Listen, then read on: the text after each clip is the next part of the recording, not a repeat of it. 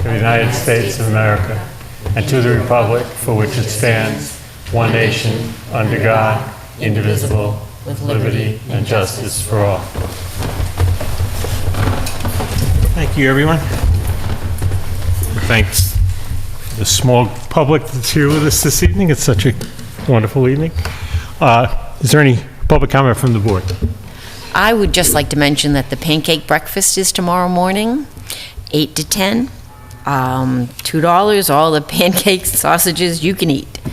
And I also wanted to mention that the school committee at their last meeting unanimously voted to select Dr. Kate Burnham as the next superintendent. Dr. Burnham immediately accepted this honor, so we were all very pleased. I had met with both finalists when they were doing the meet and greets, and I concurred 100% with their choice. The committee did an excellent job moving through the process to arrive at this outstanding choice. Congratulations to everybody involved. Okay, also, Please. I just wanted to say this Saturday I went to the Massachusetts Municipal Association's Massachusetts Selectmen Association's training, and it was a great experience, and it's just neat to be, it was all newly elected selectmen for the most part, and it's fun to sit in a room and just see everybody who's sort of participating in the same thing but coming from a different perspective. And it was a beautiful day, but despite that, I wouldn't have opted out. It was a nice meeting. Okay. Good for you. I'd just like to mention that over the weekend there was the Arts Festival that was held on Memorial Drive, and it was well attended, and it was really a really nice event. It was a beautiful day, a lot of vendors and artists. Some were just showing, some were selling. I believe it was a juried review. I didn't stay around long enough to see if any, who won or anything, but it was an excellent day with excellent weather.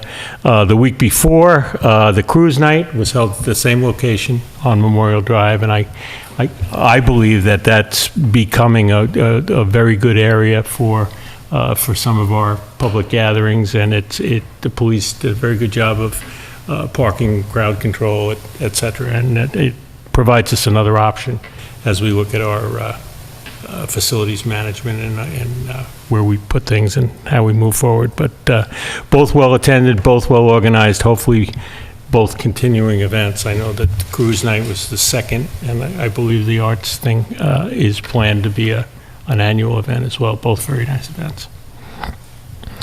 Is there any public comment from the public? Please use the microphone over here. Ron DeLisio, 181 Reservoir Road.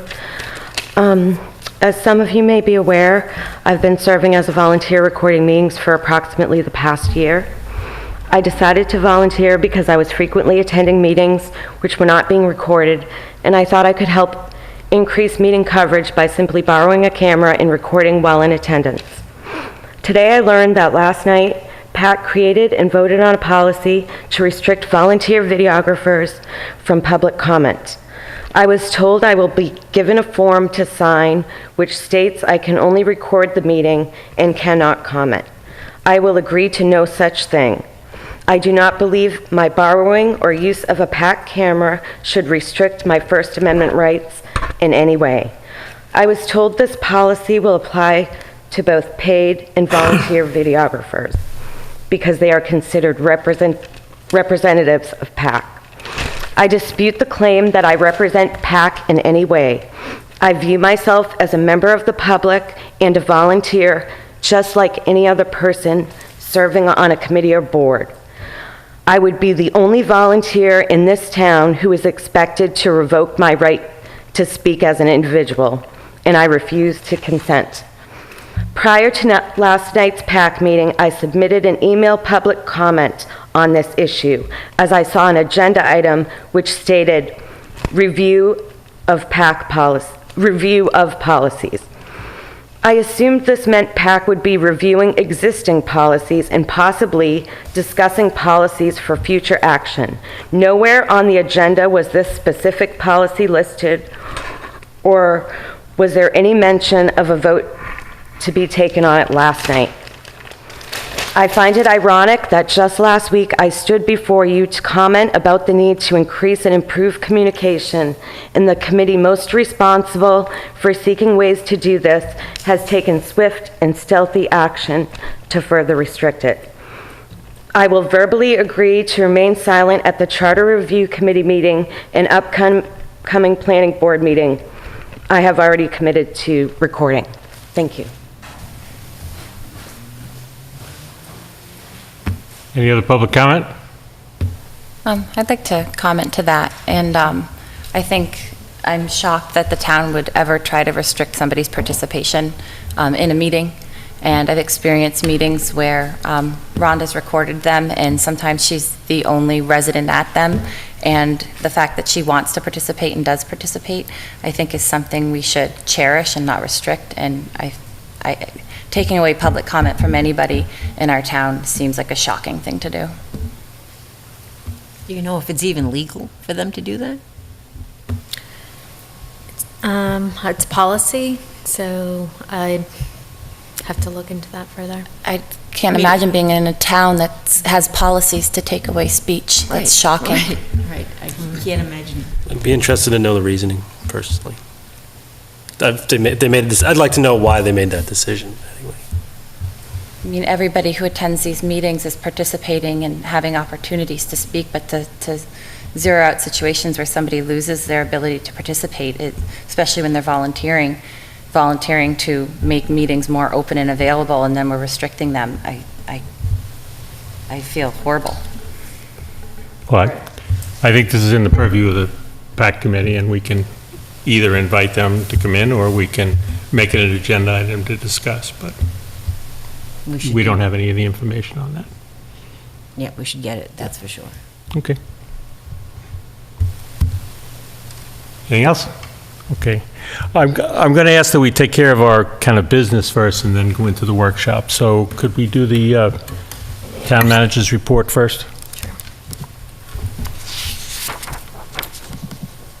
Okay, just a couple items.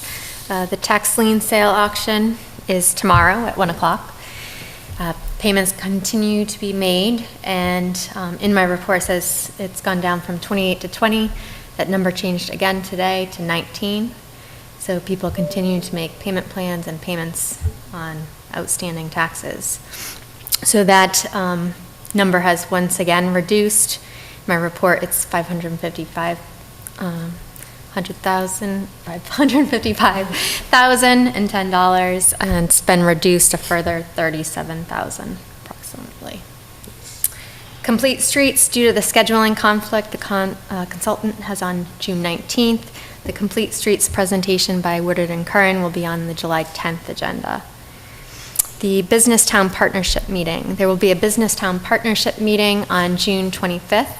I've sent out a doodle poll to see if a majority of attendees would prefer a morning meeting versus an evening meeting, and that would be either 10 a.m. or 5 p.m. Montechusett Regional Planning Commission Principal Planner Karen Chapman will be there to facilitate discussion on the development of a business brochure.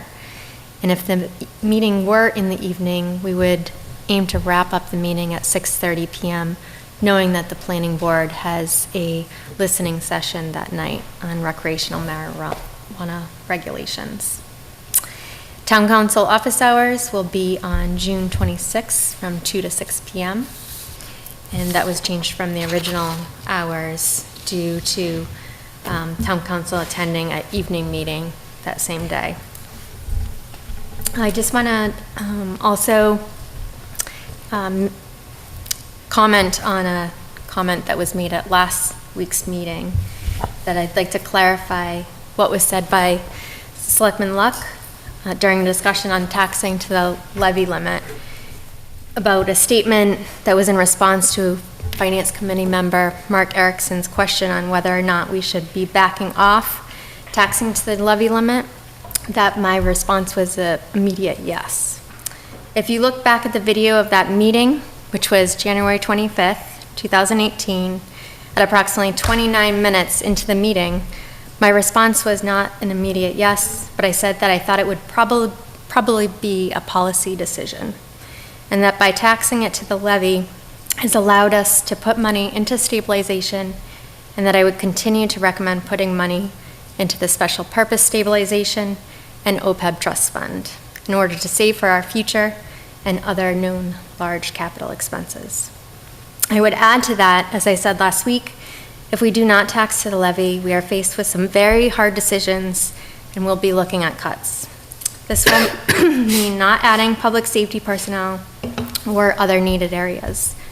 I would add that what we deem to be discretionary spending is very little, and most of our annual increases are personnel costs, health insurance, and retirement costs.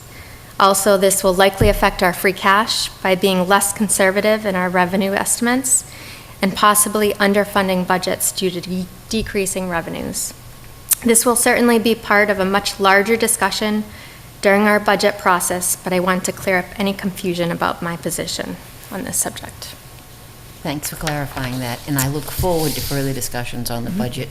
I hope we start the discussions earlier than we did this year. Okay.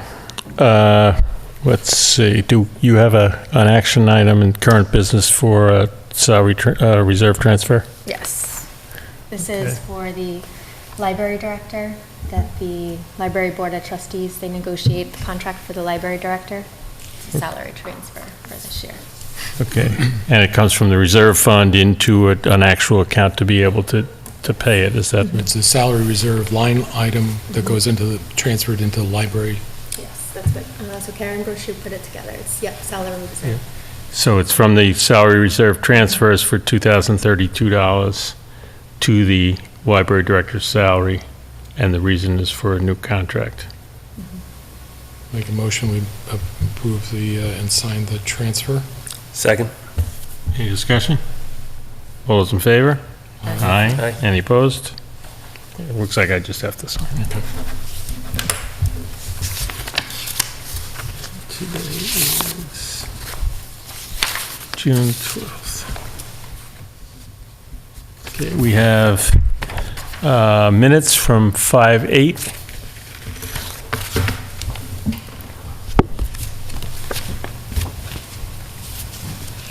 Warrants. These are all the warrants. There was also, this was there last week, we put together some letters thanking people. Okay, these are thank you letters for people that are not renewing appointments. Do we want to go through the names or just? Hey, read 'em. Sure. Mary Ellen Wittart on the Cultural Commission. Ashley Steele on the Agricultural Commission. I probably ought to sign them as I'm doing that.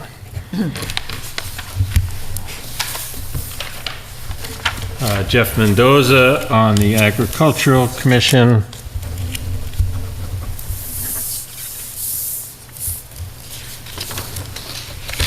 Sarah Kuhn on the Cultural Council.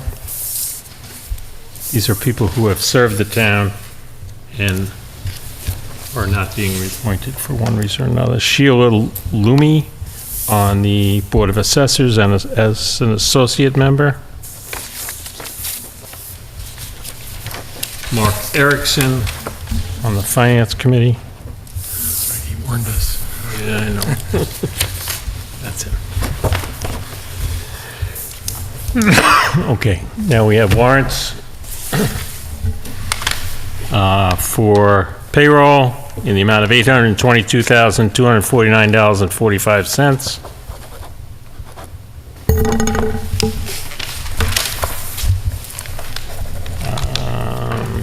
Accounts payable in the amount of $411,893.16.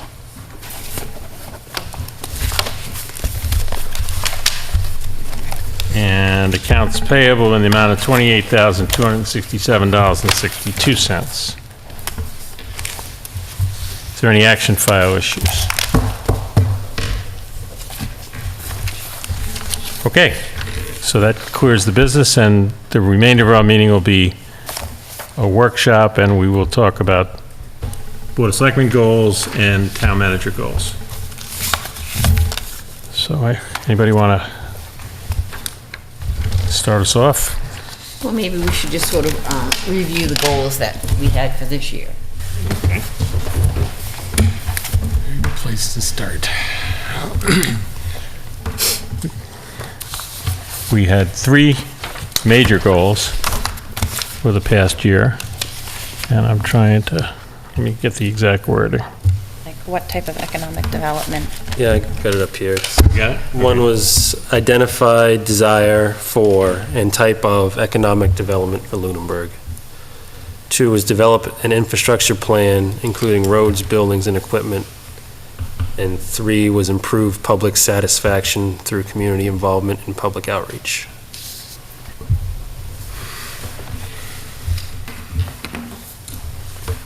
So I don't know if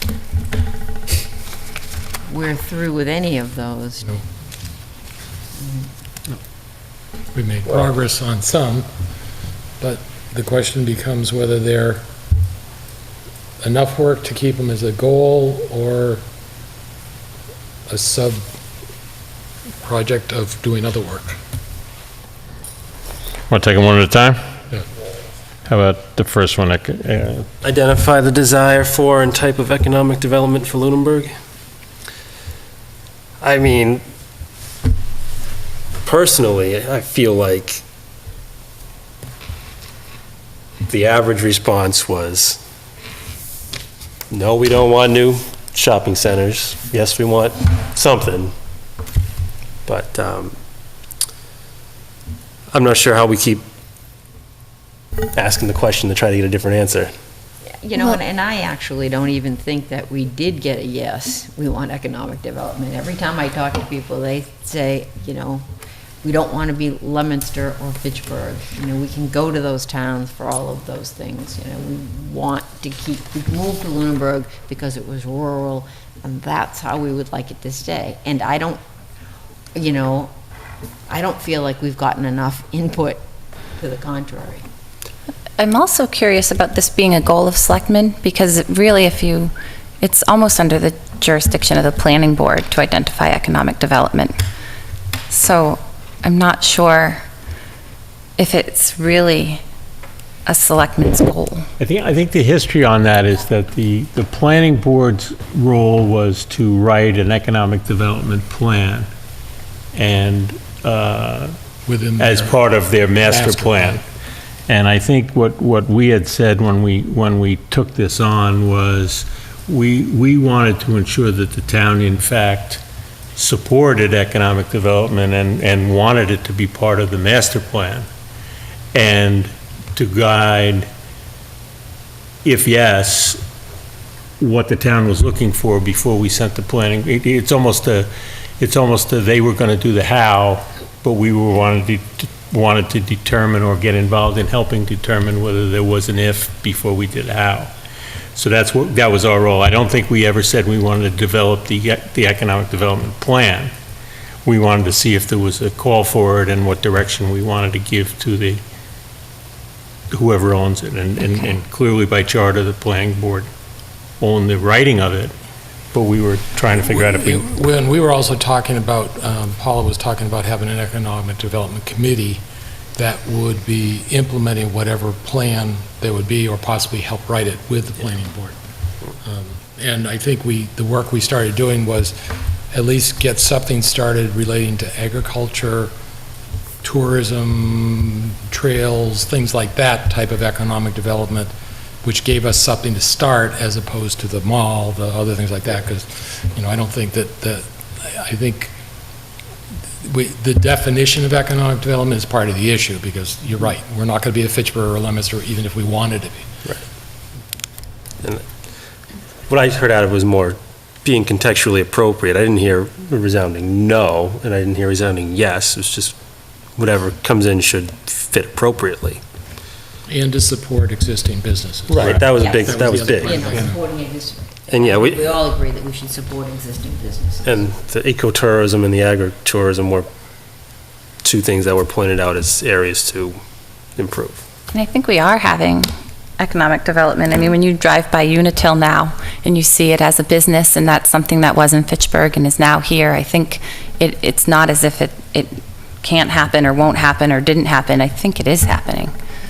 to some degree. I mean, not maybe how everybody would picture it or desire it, but recognizing that, the whale and wash, the storage, there is development in our town, not just residential. Yes, right. And I think part of the thing becomes, what is it that the town can do to make sure that continues to happen? Not necessarily that we're going to recruit those businesses to come in, although that could be a real active economic development plan, but at least provide the incentives, or is the zoning good, or, you talked once about the inventory of the properties to people just to know what's available and things like that, so. So I think of it as how to improve our municipal identity so we're attractive for economic development, and that to me would be something that would be more in sync with what I would see my role as a selectman. I don't know that we want to make ourselves attractive to economic development. Oh, I think so. I guess I disagree. Let's see. Well, I don't if no want one a wants to be decline in here, the then you get urban economy. blight. Right. Well, and I actually think we need to have a website that's attractive to everything. Yes. As far as relating, and that becomes automatically, you have a good website, you tell people what's going on, the residents are involved, the interaction, which tends to go towards the communication part too. But then that says to somebody who wants to locate here in business in the existing zoning thing, okay, the town's going to actually be okay with this. Oh, we have this permit grant to track what's available. There may be a process of doing things online, other things like that, that makes it more business friendly for existing opportunities. Yeah, and, that accelerated or, more efficient way to get through all of the boards when you're trying to build something, I don't think that's going to happen, though. I don't think there's any way anyone gets all those boards, or I don't think they should either, get them all on the same page. Number one, I think it's impossible. Number two, I don't think they should be, I don't know, colluding like that, Sure. but you're not going to get everyone to agree. Planning board, conservation, board of health, they all have their own particular things that they're supposed to review and should review, but to expedite through that, I don't think it's possible. Go ahead. I kept this as one of my goals, but it's more about promoting our existing businesses than attracting new. I think we need to start there. And to further what we've done so far, we continue doing the business town meetings, with trying to partner with them. That's why we're looking at creating the business brochure that we'd put on our website, and that would be a resource for not only them, but people looking to see what's going on in Lunenburg, what services are offered. We're looking at forming a regional alliance with other business associations as part of that group, those meetings. So Townsend, Groton, and Pepperell, what can we do regionally? Because we're similar in some ways. And we're looking at the permitting guidebook, and the land use director is going to be working with the planning board on that, and MRPC, and creating a permitting guidebook, and that will be in a way of, this is a streamlined process. What do you need, where do you need to go if you're getting this type of permit? Who do you need to see? And it will be a helpful guide for people doing business in town. It'll facilitate the permitting process. Yes. Yeah. At least knowledge educates people on how to go right, through it. right. And there has been a movement of particularly the planning board chair, Greg Bittner, to facilitate meetings of the chairs of each of those groups to just be on the same page with different things that are coming before the town. Right, So- because the same things go before all of the boards, and so they have a lot of common interest, really. Right, and it furthers communication between those boards and Yeah. their actions. The- And permitting software will help with that as well, because everyone will be able to see what the status of a permit is, or an application through the Right. software. So just one thing one end of that I didn't personally like when I was on the planning board was sometimes people didn't want to prove something for the planning board end of things because it was still going on in conservation or some other committee. They both have their own set of things to review. They should approve it based on the things you're supposed to review, not approve it based on what another committee's. Right. So if the wires get crossed too much and you're too worried about what everyone else is doing, then it becomes counterproductive a little bit. But talking is certainly a good thing. So the question I have, well, the other thing we talked about on an economic development committee, that before we established a committee, we would need to have a charter of what their goals would be and what their expectation would be. So do you think the business working group would be supportive of an economic development committee, or was supportive of what they would want that committee to do? I think they would be supportive, but I want to preface that with, I think when you talked about creating an economic development committee, it was meant to be geared towards agritourism and farming more than anything else. So I think they would be supportive of that, because a lot of business owners in Lunenburg are complementary to that type of industry, but that is one of my actions within my goals, to create the economic development committee charge and work with those members whenever they're appointed. Rather than a whole nother committee where we already have like an AgCom and stuff, what if the committees that already exist take on participating in studying their perspective of economic development? I mean, we already have all these vacancies, and we just said farewell to a folder full of folks. I see on one level setting up a whole nother committee where there's already people engaged that could participate, especially if it's agricultural based. The agricultural committee has a lot of tools that they can actually use to implement different types of agricultural development. So maybe they're more well suited to work on that than a separate committee. Yeah, I'm just interested, again, kind of same vein, who would staff it? I mean, that's something we can work out later, but the Economic Development Committee is kind of supposed to be the one that says, come on in, we're great, we'll do whatever you need, but then you can't really staff it with the planning board. I'm not sure, because we don't know what the mission statement is of the Economic Development Committee. What do we want the Economic Development Committee to do and be? And you could, like with the Stormwater Task Force, we took somebody from planning, took somebody from conservation, we took members of existing boards, and they formed that task force. Right. So the Economic Development Task Force could be made up of members of other committees who are willing to take it on, but, we need a clearly articulated mission statement that they can look back, we use our mission statement practically at every meeting. Remember, this is why we're here, and this is what we're doing. Not this, and it helps. Yeah. It helps tremendously. It really does. I think the fact we don't know what we want it to do or be for is telling. Well, and that's why. We're not ready. Right, well, and that's why, since it's the town manager's goal, I would suggest that we don't do anything until that's done, and not actually have this as a goal. Well, let me remind us of the history. Okay, we did have a joint meeting with the AgCom, and was Conservation part of that? I think they were invited, but didn't. The workshop? Yeah, who was it? It was Ag and us, and what was it? Planning. Anybody? Planning. Planning, all right. Planning. And from that came, it might be appropriate to have a committee, but it depended on what the charter was. Right. And Heather took the objective, if we want to go further, if we want to go to the next step, to come up with a charter, and then we can figure out how to staff the committee. So I think that's where kind of we are on that. And it was input from planning and AgCom and the public, who were vocal that night as well, that it was worth doing that exploration. I also have to say that one of the champions was Paul, the former selectman, who had the ecotourism piece of it. Yep. And because I guess the closest thing to that would be conservation. But it wasn't driven by them, it was driven by her. Right. That's the other component that may be a part of that.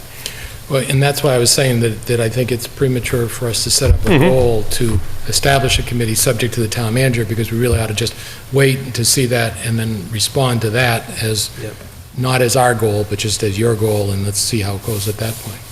I'm fine with that. I think the activities of continuing the roundtable, I know that we elicited some support and got some grant money or whatever from PC to do a brochure, not necessarily a paper brochure, but the sharing of current businesses and aids to current businesses. That, to me, are activities, not necessarily goals. I think they should continue. And in terms of the committee, I think that is pending what the charter is, but I don't know that it rises to the level of a goal for next year for us. Right, I would tend to agree with that. Okay, so we knocked that one out. Right. So when the town manager comes up with a mission statement, then we'll discuss and make sure we agree with that it'll work. And from then, it makes sense for these people to be involved. Probably. And maybe we take that as an action item to name a committee, and that's all, or maybe it informs whether we want to raise that to the level of a goal for us in some way. Mid-year. Okay, that makes sense. Okay.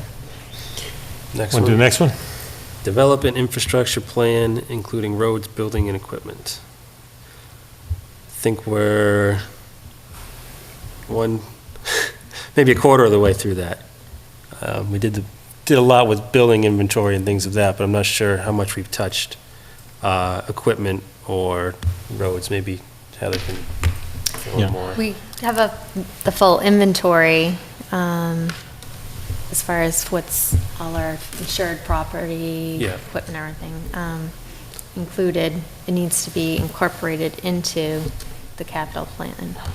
So that's saying that this infrastructure plan is maintenance of town buildings, facilities, or roads, equipment.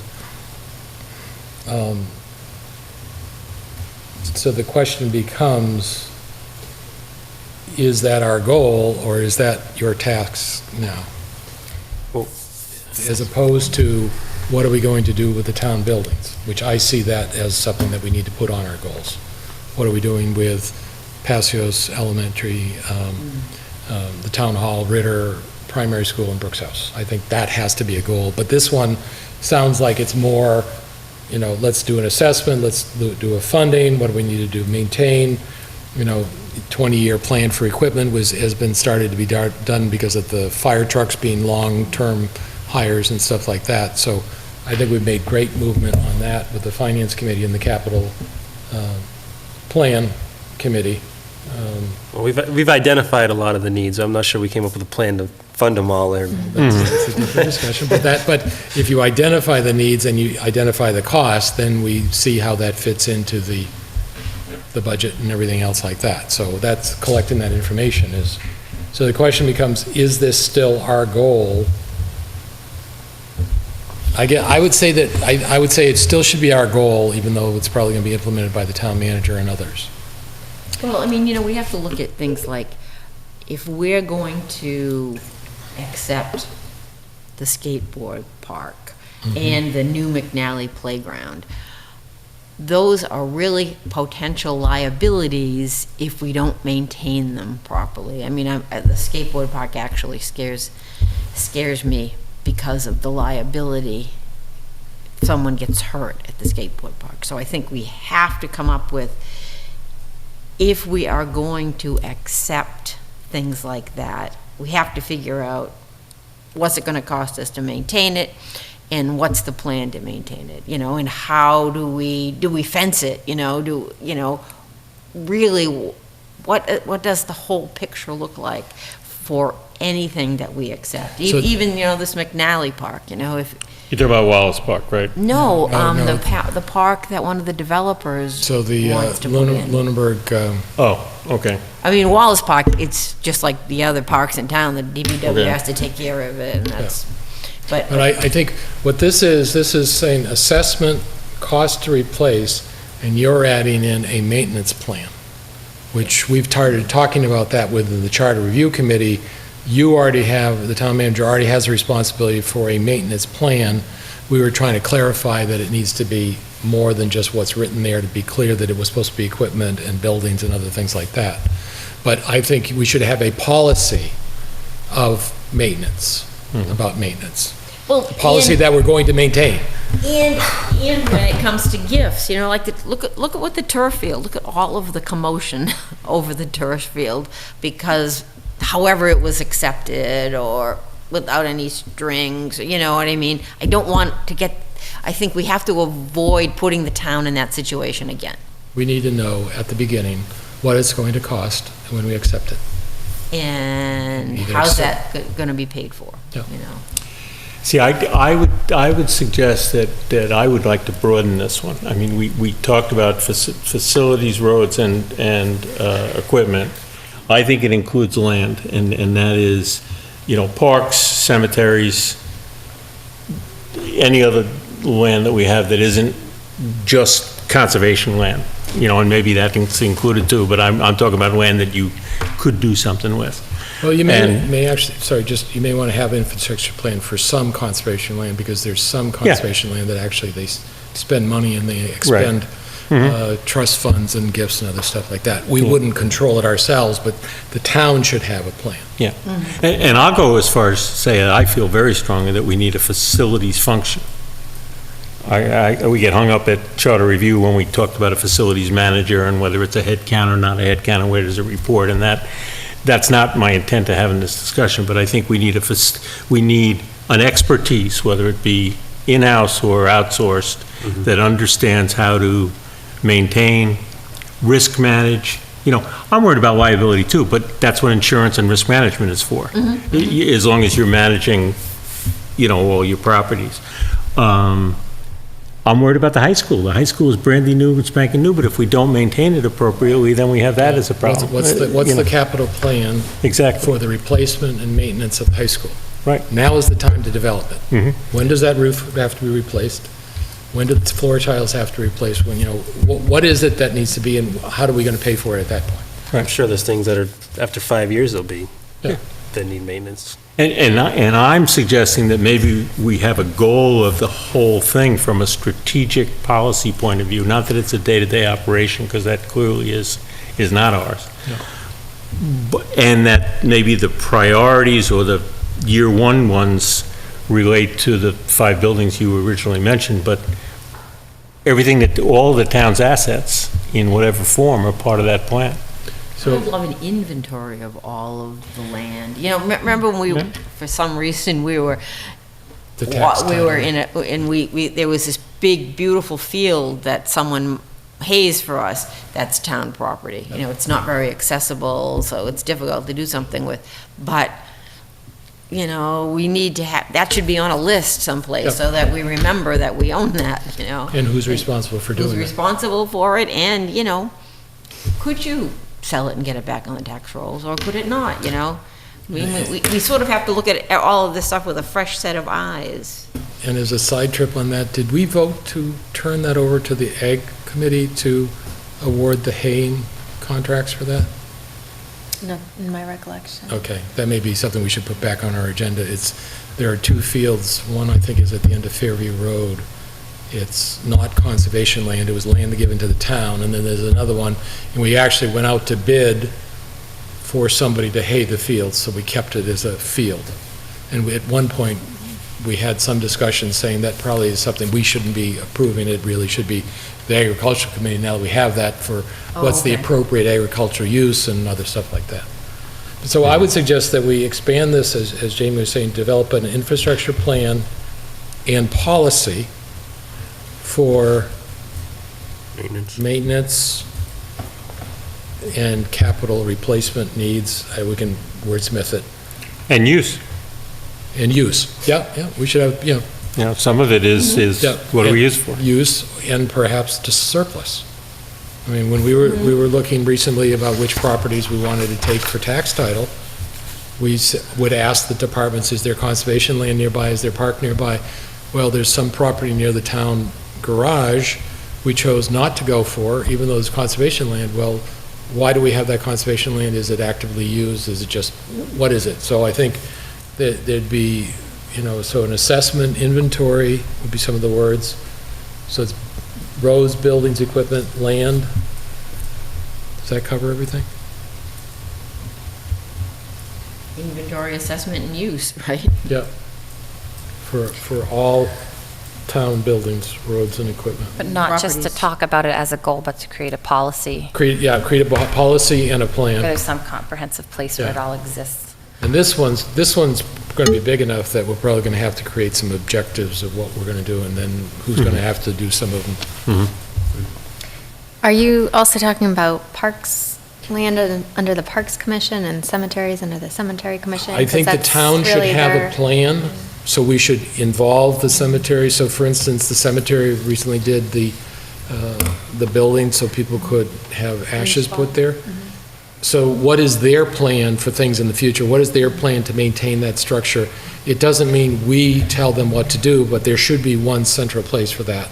Same thing for the parks. Park and Rec, It's so that basically I sort of think about the list, okay, all of the structures, buildings, land under the Cemetery Commission, everything under Park and Rec, so it isn't just one gigantic pile, it's divided by who's responsible for it, and then everything that doesn't seem to fit in somebody's resort, like those fields at this point, that are just out here someplace and probably need to go in to one of those, or, sold or whatever, And the same thing, if the sewer committee is doing this at the moment where they're developing a maintenance plan, they have an inventory of what they have for property, and they're big expensive, they're sewer pump stations. Well, at some point, the pipes are going to have to be maintained, whatever. And so, that's further down the pipe,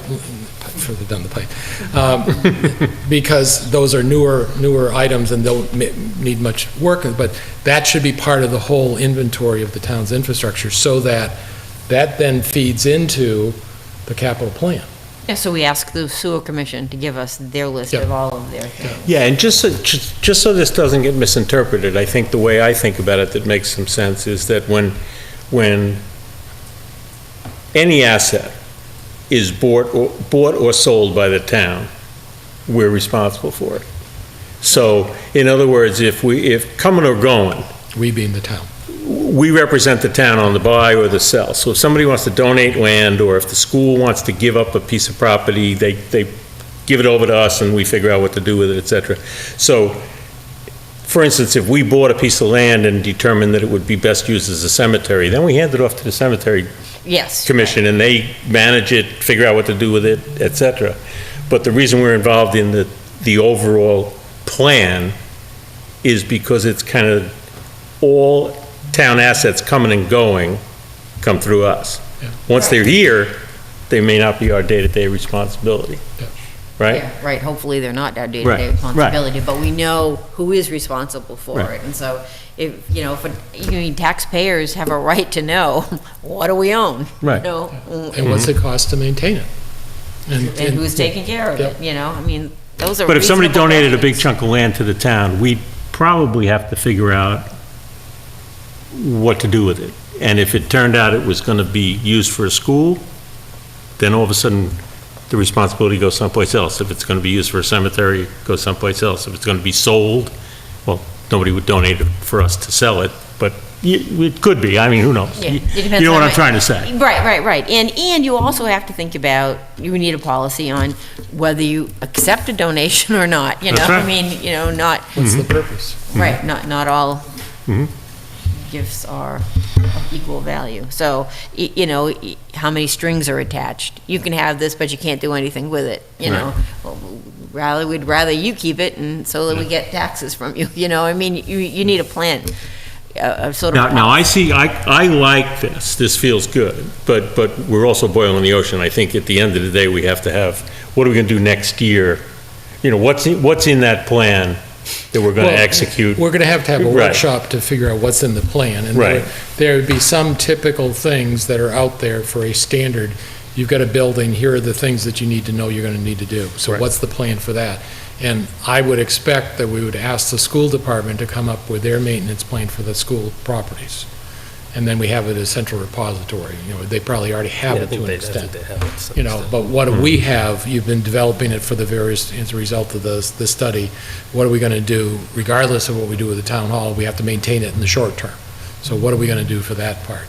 But there's an expertise and functionality that I don't want to lose. I don't want each of those groups to try to be facilities experts or risk management experts. There's some kind of centralized expertise or functionality that we can bring to this process. Yeah, but I think at the first level, we just want to inventory from everybody, right? Fine, that might be the first step. Yeah. Agreed. You know, Yeah, I would say inventory, assessment, cost, policy, and then if we really get that done during the year, we can come back and talk about how we're going to make this, how do we do the facilities function after that? Because I think trying to figure out what the facilities function is without knowing what the entire aspect is, and then we may say, all right, buildings is going to be this part, land is going to be this part. I mean, we talked about the land behind the old primary school. You know, well, the DPW went out there and mowed it down, that type of thing. Well, that's a maintenance. Well, what did that cost? What are we doing? That type of thing. So I think the facilities function will be informed by the inventory. But part of the thing becomes is that facility function is that we're not going to take over the day-to-day operation of the care and maintenance of the sewer is with the DPW director under the town manager who can delegate. The parks and the cemetery are similar, the day-to-day care and maintenance. So we have it for 3 entities. We don't have it for the school, although that is under the school. We don't have an official, do we have an official job description for maintaining of the library? Is there an agreement that they would do that? That's in charter. There was a reorganization at some point the previous town manager did. So I think it's just assembling all this information will be important. And I agree that that's the big goal. I just don't want us to say we can't do anything else until the big goal is done. Right. Because certain decisions have to be made by us. Now, I'm not talking about day-to-day maintenance, but the 5 buildings that we talked Oh, about. yeah, I see the 5 buildings needs to be a separate discussion. But it needs to be part of the big plan. Yeah, well. But it's a separate discussion. Right, it is, but since we're talking about doing something with those buildings as opposed to maintaining them, I'm seeing the maintaining use operation as what this main thing is, and I think we need to have a dedicated, what are we going to do with the 5 buildings? Keep them, sell them, reuse them, lease them, do nothing. Knock them down, do all the different options that have been discussed. That is, well then, as a result of making those decisions, those flow into the maintenance and the infrastructure plan, because what are those options we have to do? Keep, mothball, tear down, have different costs that would flow through that whole process. One is a good, the 5 buildings thing is a good action goal, and the other one's a good planning goal. Okay. I'm fine with that. I just don't want to lose sight of the action goal. Yeah. I just want to I say, don't want to hang around and wait a year to get everything inventoried before we do anything else. I agree. I get extremely stressed about the 5-building concept because I think one of our most critical buildings is the future of Turkey Hill, either as a capital item or as a rebuild. And you can't look at these 5 buildings without looking at the entire town and the municipal needs and the school campus needs. And so every time I hear 5 buildings, I cringe because the Brooks House plays very little into the future of our town. They were gone, and it's one of these 5 buildings. I think we've got to, my goal would be to say, let's stop talking about just 5 buildings and talk about the future of our municipal center. And there's the Turkey Hill building is the most critical item that the town will face from a cost perspective. And there's things that building needs, and there's going to be no way of getting away from it. And the town gets to choose, do they want another new school in 10 years? Is that the best way to handle the population boom and the crowded classrooms we're seeing? And so the 5 buildings, to me, I think needs to be put to rest, and we have to look at all building needs and really more of reshuffle what is a priority and what do we know is a critical situation. And I'm far more concerned about the future of Turkey Hill, considering how many employees and students are in there, than the future of this building that is open 4 days a week. So I would like to expand our view of the 5 building circumstance into what is our entire municipal. If there's nothing I heard from the election was we're not doing anything about the 5 buildings. So I'm not going to buy the fact that it's not the 5 buildings. Middle school, elementary school is important too. We should add it to it. But we've got the marching orders from different people throughout the town. You've been waiting too long, although we've been doing lots of stuff for 5, 10, 15, 20, I'll go back 30 years for different options that the towns have not funded. We have to deal with the 5 buildings and the elementary school as well. And through all the talk and the studies and things that we've done, we've got no indication from the school committee that some action item needs to happen with Turkey Hill. They're maintaining it as if they're going to be in it for an extended period of time.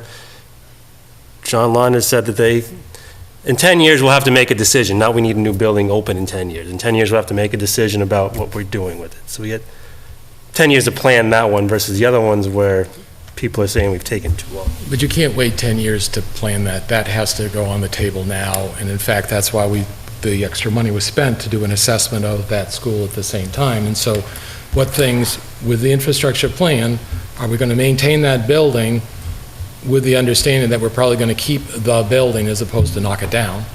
And, we're going to continue to get rid of the asbestos. We're going to continue to do security. You're going to do energy efficiency upgrades and stuff like that. So I think that discussion has to be, you got to give the new superintendent probably 6 months to a year before we ask her start doing planning on the Turkey Hill Middle School. But I think it needs to be sooner than later, because the school building assistance program takes 5 to 6 years to get through that process. And so if we wait 10 years, then it's going to be 16 years. And future space needs will play into it too. It's not just a capital issue, but it's a crowding issue, and you can see little signs of that bubbling up here and there. And whether we want to or not, there will either be an addition or need to be a larger school to accommodate things that are already, swelling. I mean, there was some middle school, there was a lack of lockers in the new building.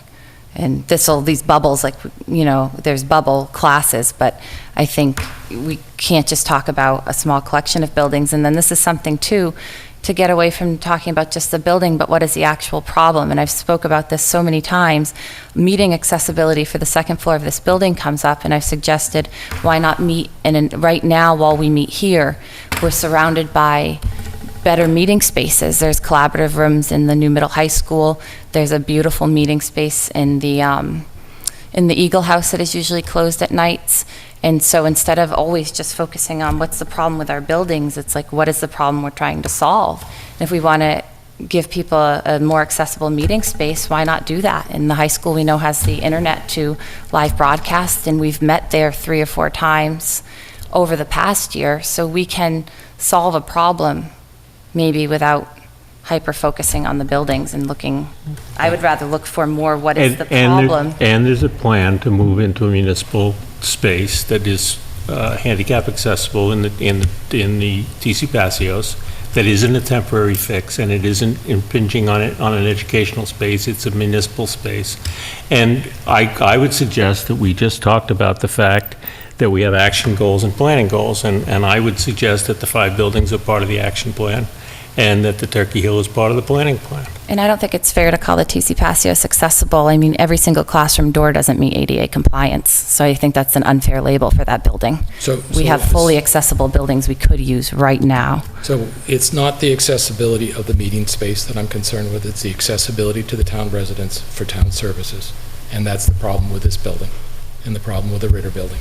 It's not functional, and the proposed plan for the Passios would build functional, so we need to restate our support or not support of the Passio School. We need to have that as a discussion item.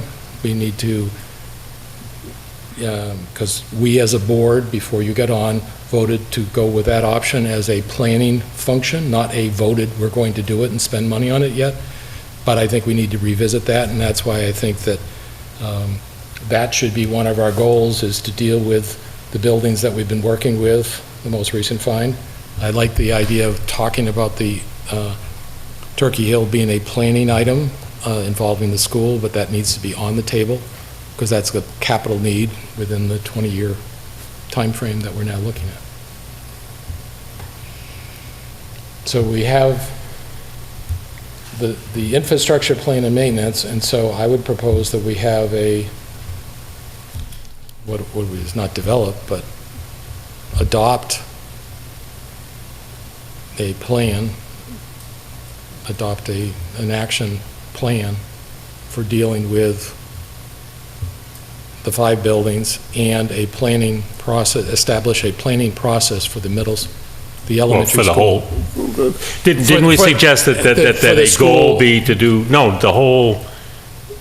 the the big one, the master plan of facilities, roads, et cetera. And- So that's maintenance, and that's not planning for the schools. No, but it's use. It's used, but I think I think the school department needs to come up with, what does it need for school facilities going forward? That's different than use and maintenance of existing buildings. We're talking about what's going to happen with the Turkey Hill building as far as school needs. The high school, middle high school was built with the idea that it could be added on to if there was additional needs to the ends of the wings. That was planned right from the beginning. So it's a planning process. Well, I would suggest if school we broaden needs. if we broaden the definition of use to present and future, you cover that. So that would be a sub-plan within the. Well, it's just what's the use? What's the use now? What's the use in the Of future? town for buildings. And if I could land. add, not, yes, yep, Town and building, land, yeah. because where a building is, like, I see, 20 years from now, TC Passios' land, or maybe before then, as a ideal spot to rebuild a school on the campus. That should be a potential option for the town. And I think it comes down, the town chooses what it wants, we don't. I just want to make it clear that it's not like we haven't asked the school what the plan is before. We have right along been working with the school to ask what their needs are, and it's not like we just haven't And done they've been that. We very don't clear. know, we don't have a plan for Turkey Hill, so there's a missing element. Yes, they have a They plan. do. No, I know, but there's a plan, they said within 10 years it'll need $15 million, I think is what they came up I with. think it was 10 or 11, wasn't it? But that's their plan. I mean, their plan is to not consider a new building till well into, after spending that capital Look money. at it as it's the town's decision, it's not the schools or ours. And just as we've voted in other new buildings, they may not want, Turkey Hill has a lot of flaws, we may not want to save that as our school. The town elected us to do this planning until such time as we bring a plan back to the town and ask them to approve it. And the school is the one who should really be coming up with what they want to do with their own buildings. Right. So we, They're still maintaining it. We spent over $100,000 doing asbestos abatements and such in the building this year. Then no signs of shuttering the doors. So it's, again, my point was just that it's not like we haven't asked this question and been working with them the whole time. so next goal is improve public satisfaction through community involvement and public outreach. So are we finished with that second goal? Did we accept this as a goal, a two-part goal, a planning goal and an action goal having to do with, Well, what I see us doing tonight is come up with the concepts and that you wordsmith it Okay. and bring it back to us, and we actually vote. that's what I mean. Oh, But because- but I think economic development didn't quite make the cut. I think this did. Yes. Okay, fair enough. That's all I Yeah, needed to know. yeah.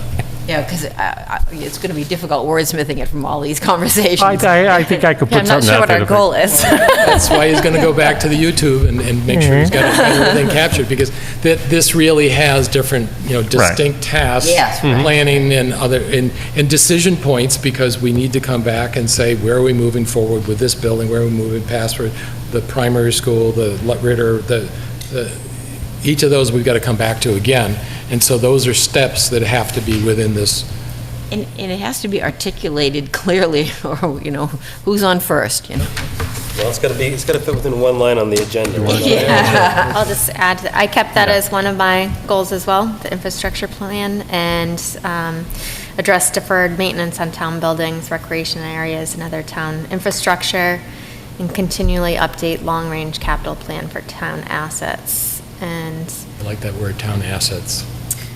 that this will be done through recommendations to fund capital projects and recommend a budget that will address annual maintenance of facilities, which we started to do more this year. We put an additional $40,000 into the budget for facilities maintenance that wasn't there before.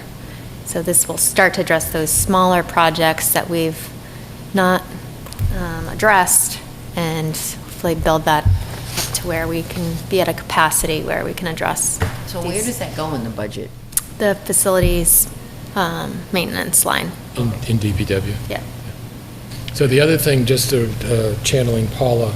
under the- Channeling your inner Paula. That's right. I'm very concerned. About the road process, and so we should develop a policy for the fact is we are going to continue the 5-year plan.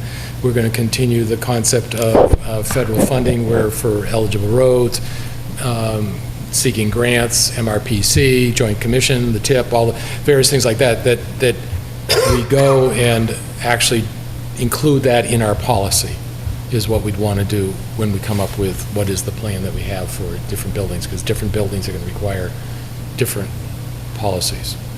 One important piece of that is the MPO position. So, and that's needs to be filled then. If that portion of it is going to be addressed, it needs. So I think part of the question was, Katie was interested. They meet at 1 PM on Yeah, Wednesdays. it's a- I couldn't do an afternoon meeting typically. So is anyone else free? Now, is that something we don't have, it doesn't have to be a selectman, we could identify believe somebody else to it go, right? does. It does have to? Yeah. It couldn't be a selectman appointment. Yeah, that's what I'm, Yeah, I'll confirm that. okay. But I think it's always Is that been a the selectman. only outstanding Selectman, selectman role we're trying to fill? I think so. I believe so. The Paula was the MRPC, designee. you're definitely going to do, right? And, yeah, Okay. I think that's Thursdays at 7 per Thursday of the All month. right. I can do that. And Paula's going to do MJTC? Yes. For sure. Okay, so the MPO is the only one then?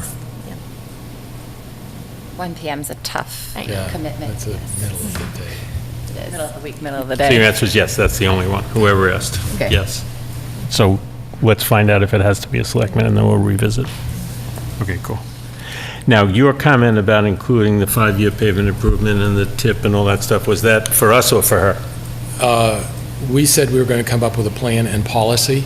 Right. So the simple thing was that we would develop a policy that says we will seek all funding available and list some of those things. And Okay. that may then turn over to the town manager. Good enough, DPW, to just do trying to keep my notes clean.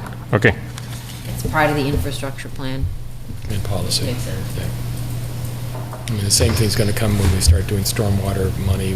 What's the source of funding for that? We should have a policy that we go for grants that are something to support without tying ourselves too far, but just literally saying it may be a throwaway line that we will fund wherever possible, not out of the tax levy, and we would seek funding, other things like that, other tax levies.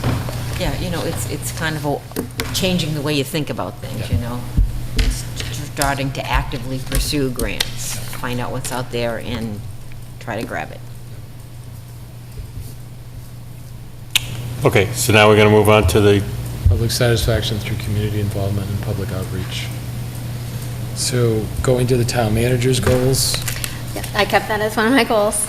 And to the objective to increase access to current information and solicit input from citizens on topics important to the town, residents, and its businesses.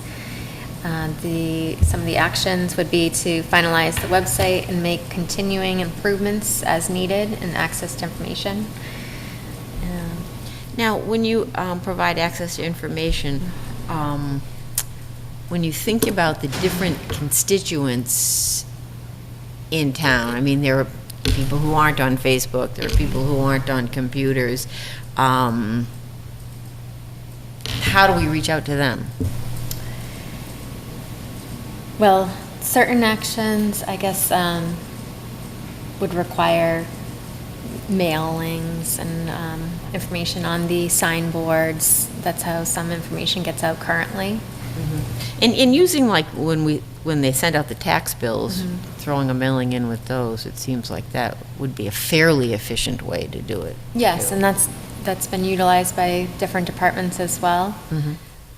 Right now, I think the land use, they're putting out, or planning board is putting out something in the mailing for a recreational marijuana survey. The DPW did something as far as the road opening moratorium. So there has been use of that. Great. It's a somewhat minimal cost. Right, right. Okay, so I think communication should stay a goal. And I think, given our public comment tonight, it was already something I had written down, was taking another look at the social media policy and figuring out how people communicate and whether or not we're restricting the ability for a good communication to occur. There was a lot of different things that came up, whether it was, posting about the roads or different, and I know there's new Facebook pages being established for like specific departments and things, but I haven't completely gotten to the bottom of what I'm thinking in terms of communication, but the whole goal for elected officials is to communicate information with people. So if you go at every level, Dean Tran communicates on social media to his constituents about what he's working on. The governor does it. And then our policy maybe restricts the ability of us to communicate about town. And, I like I said, I don't really know where my mind's going with it, but there's sort of like, there's already so many, open meeting law, public records law, there's so many laws that dictate appropriate action in the space already that would guide how it's used. But I have to read over the policy a couple more times, but not just that policy, but the fact that committees might be adding policies to restrict speech and things. I think we really want to establish what communication is and how that should always come before anything else in open government.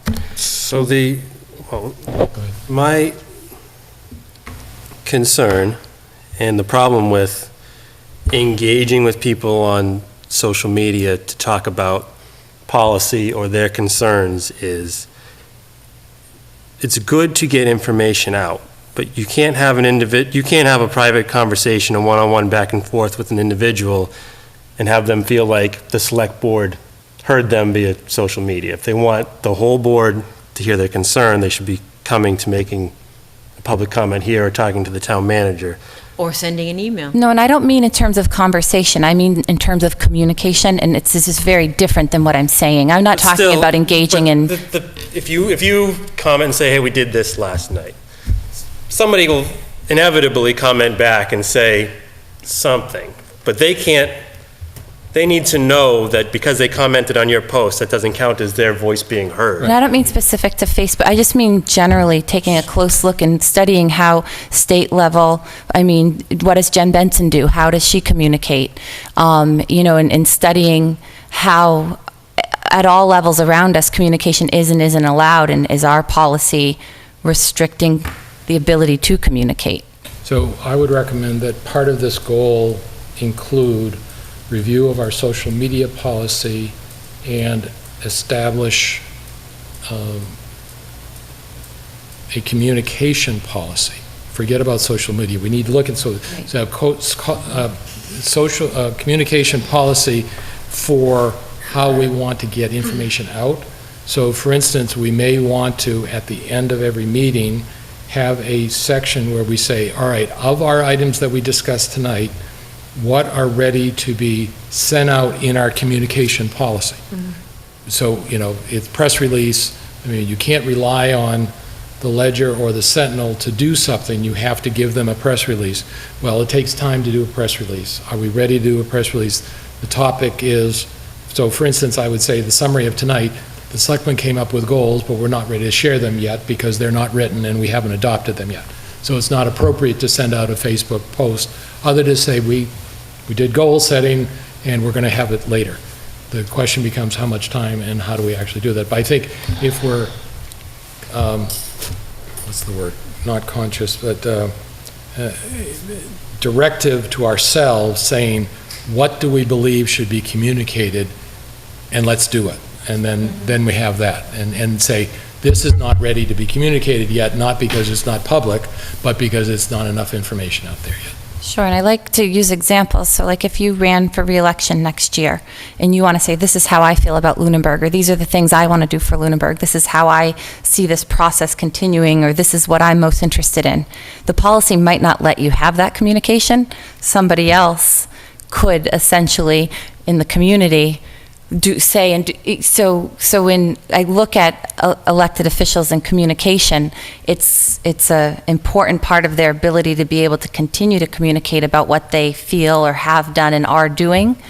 And but there are limits to what we can do now that we're elected that relate to forums that other selectmen will be on, and that therefore we have to restrict what we do in those forums in that way. So the actual forum, ironically, is the Selectmen's Meeting.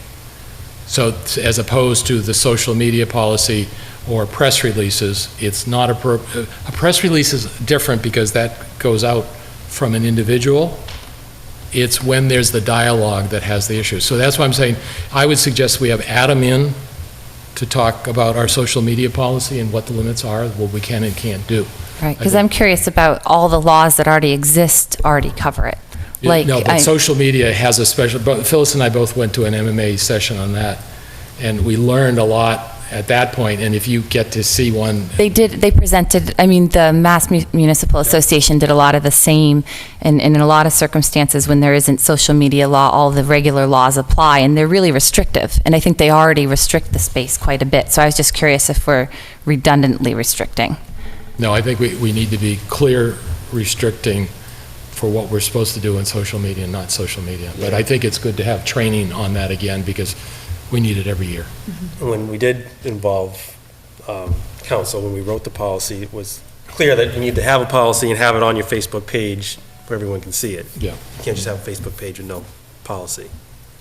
And I'm actually pretty comfortable with our social media policy. I have reviewed it several times. I think the one piece of ambiguity actually was an attempt To clarify. to clarify somebody's First Amendment rights. They're saying, you know, what we tried to say is you shouldn't identify yourself as a town official if you're on public social media. You're just a person.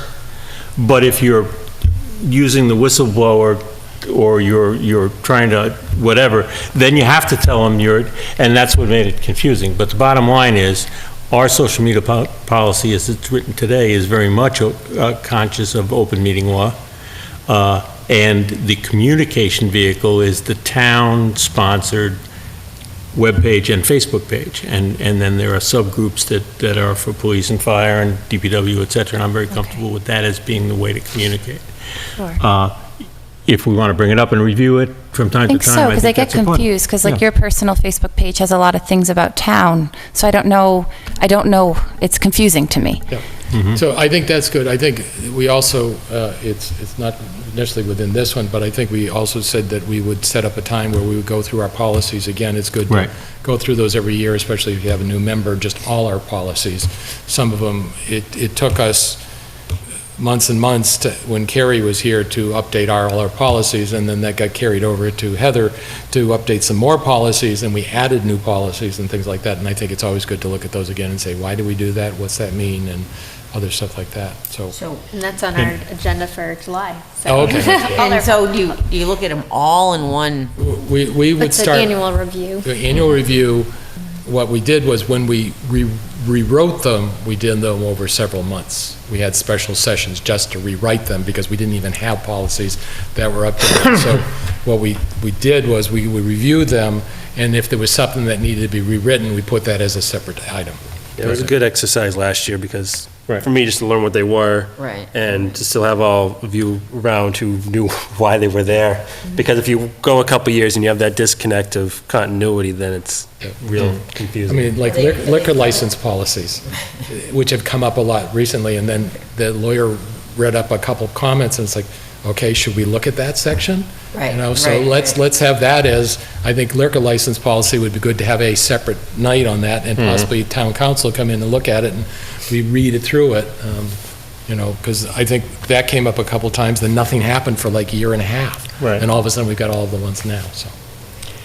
Actually, the town manager has a personal goal on communication that actually talks to some. Yes. Yeah. One of the action items I had for that goal was we'll perform a communications audit. So we'll look at all our processes now that we use in ways to communicate with the public and residents and businesses, and create or draft a communications policy that identifies strategies and actions to improve communications.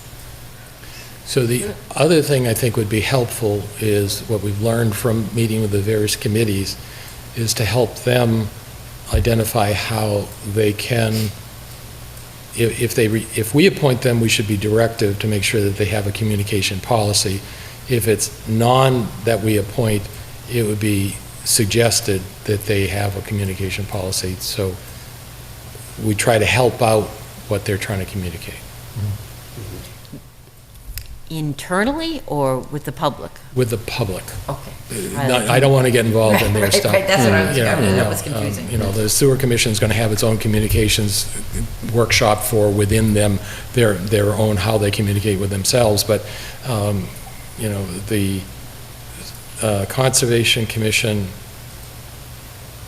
and the sewer, I think they both came up with a policy that says they won't adopt a regulation without it having been televised at 2 meetings.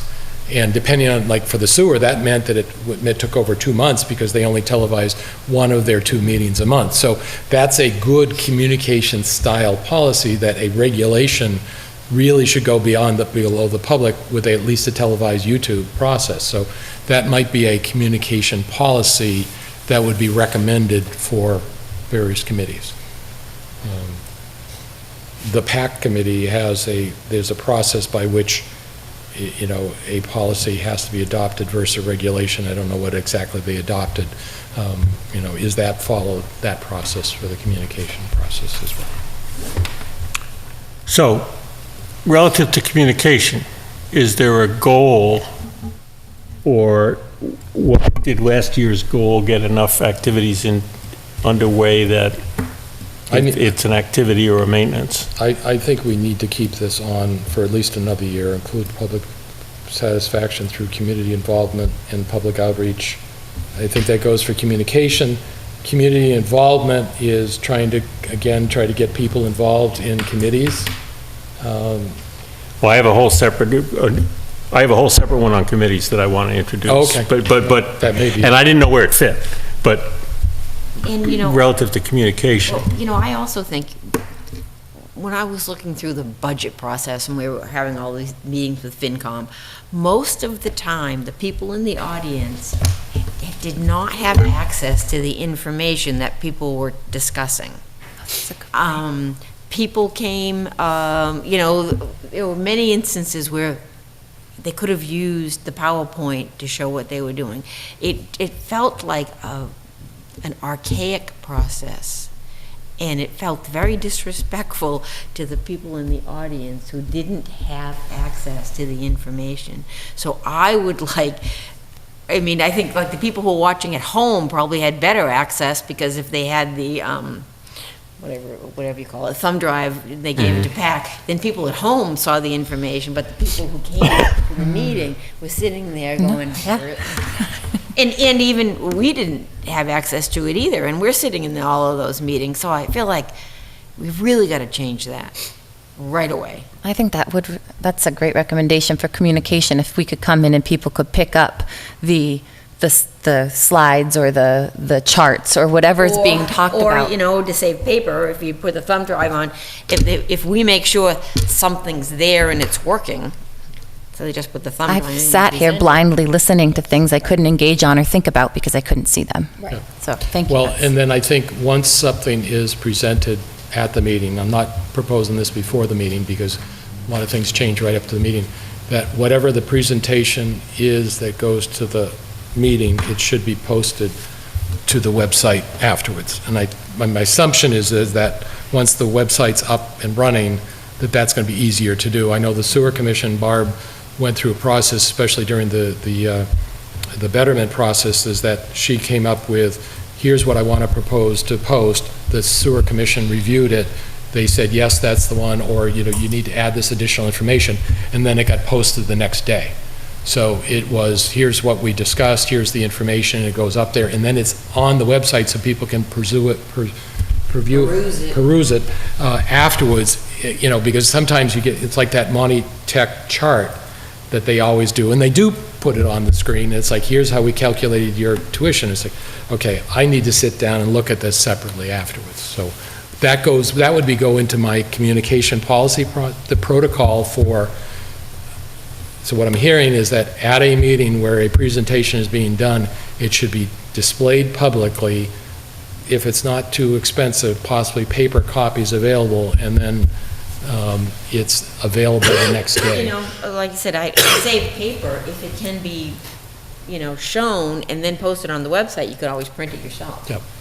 Or if it's on the website ahead of time, if that's ever possible, people could just open it up on their device and follow along. Or it's put up at the beginning of the meeting and on the town's website, and people could open it. That would be the way to have it uploaded at that time.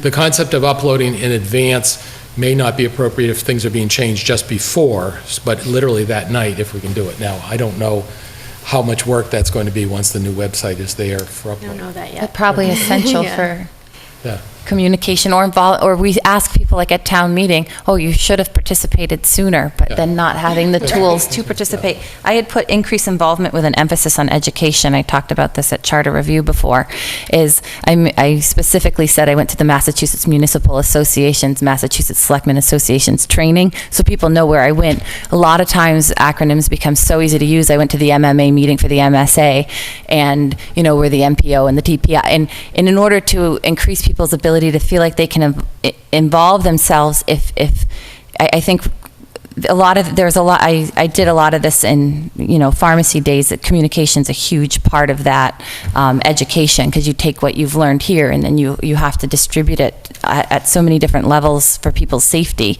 I feel the same way when I started engaging in this, was I would be like, what's that MRPC? And when we talk, like, well, yeah, I'll do MRPC, and people are like, well, what is she doing? I'm going to go to the Montechusett Regional Planning Commission meeting as a selectman representative, and people are like, oh, okay, what is that? I can actually look that up. So that's why I put down, when I was thinking about goals, is to increase involvement, and this is just like with what you said, with an emphasis on education. So you don't know what we're doing, or you want to engage and don't know where to start, so we're going to make it easy for you to feel like you can. Yeah. Or give them enough information to say, I don't have to do that. So it's just as much as to do it, but also say, I don't need to do that, somebody else is doing that. So what's the action item for me on the goal? So I think the wording, the short word still works, but I think we have some sub-goals, objectives of a communication plan, education plan, no more acronyms, which we'll say NMA, no more acronyms. I like it. And we'll just use that as shorter in terms that somebody says it, please read, please, what does that mean? Whenever I ask, it's not, I'm trying to make it be stupid, it's just means explain it. And then review the social media policy as a task with town council at our meeting.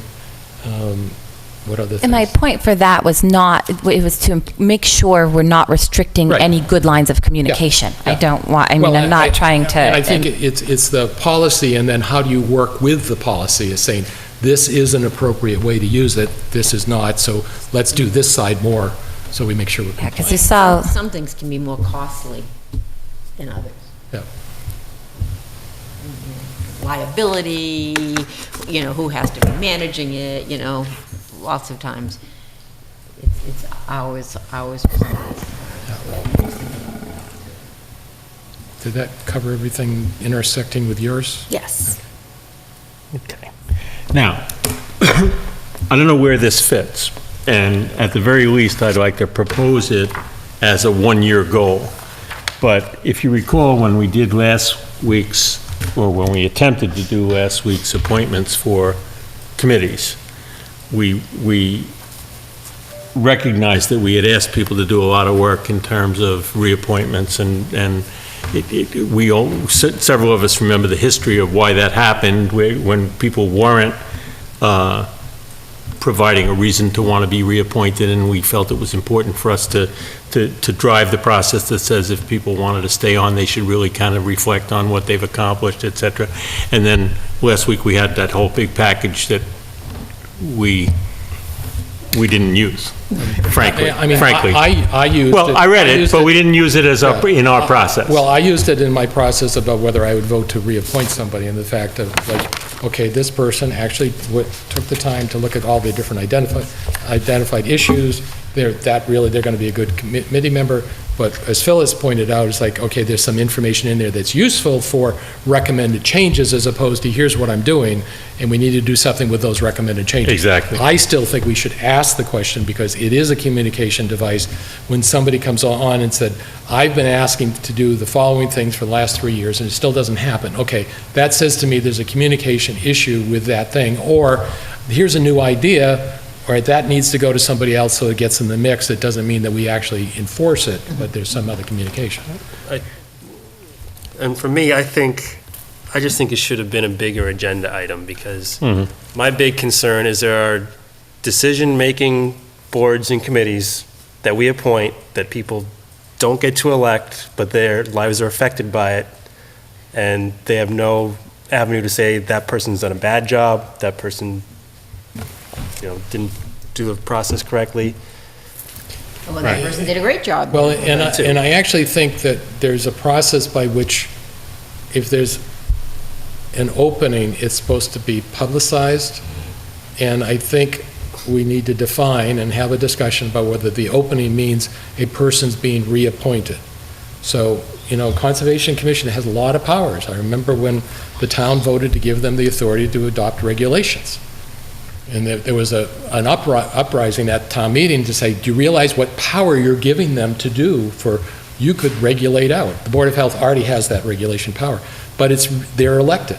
Conservation is not, so it's a really important part. So we want to make sure that people understand their responsibilities when we appoint them to that committee. It's an important committee.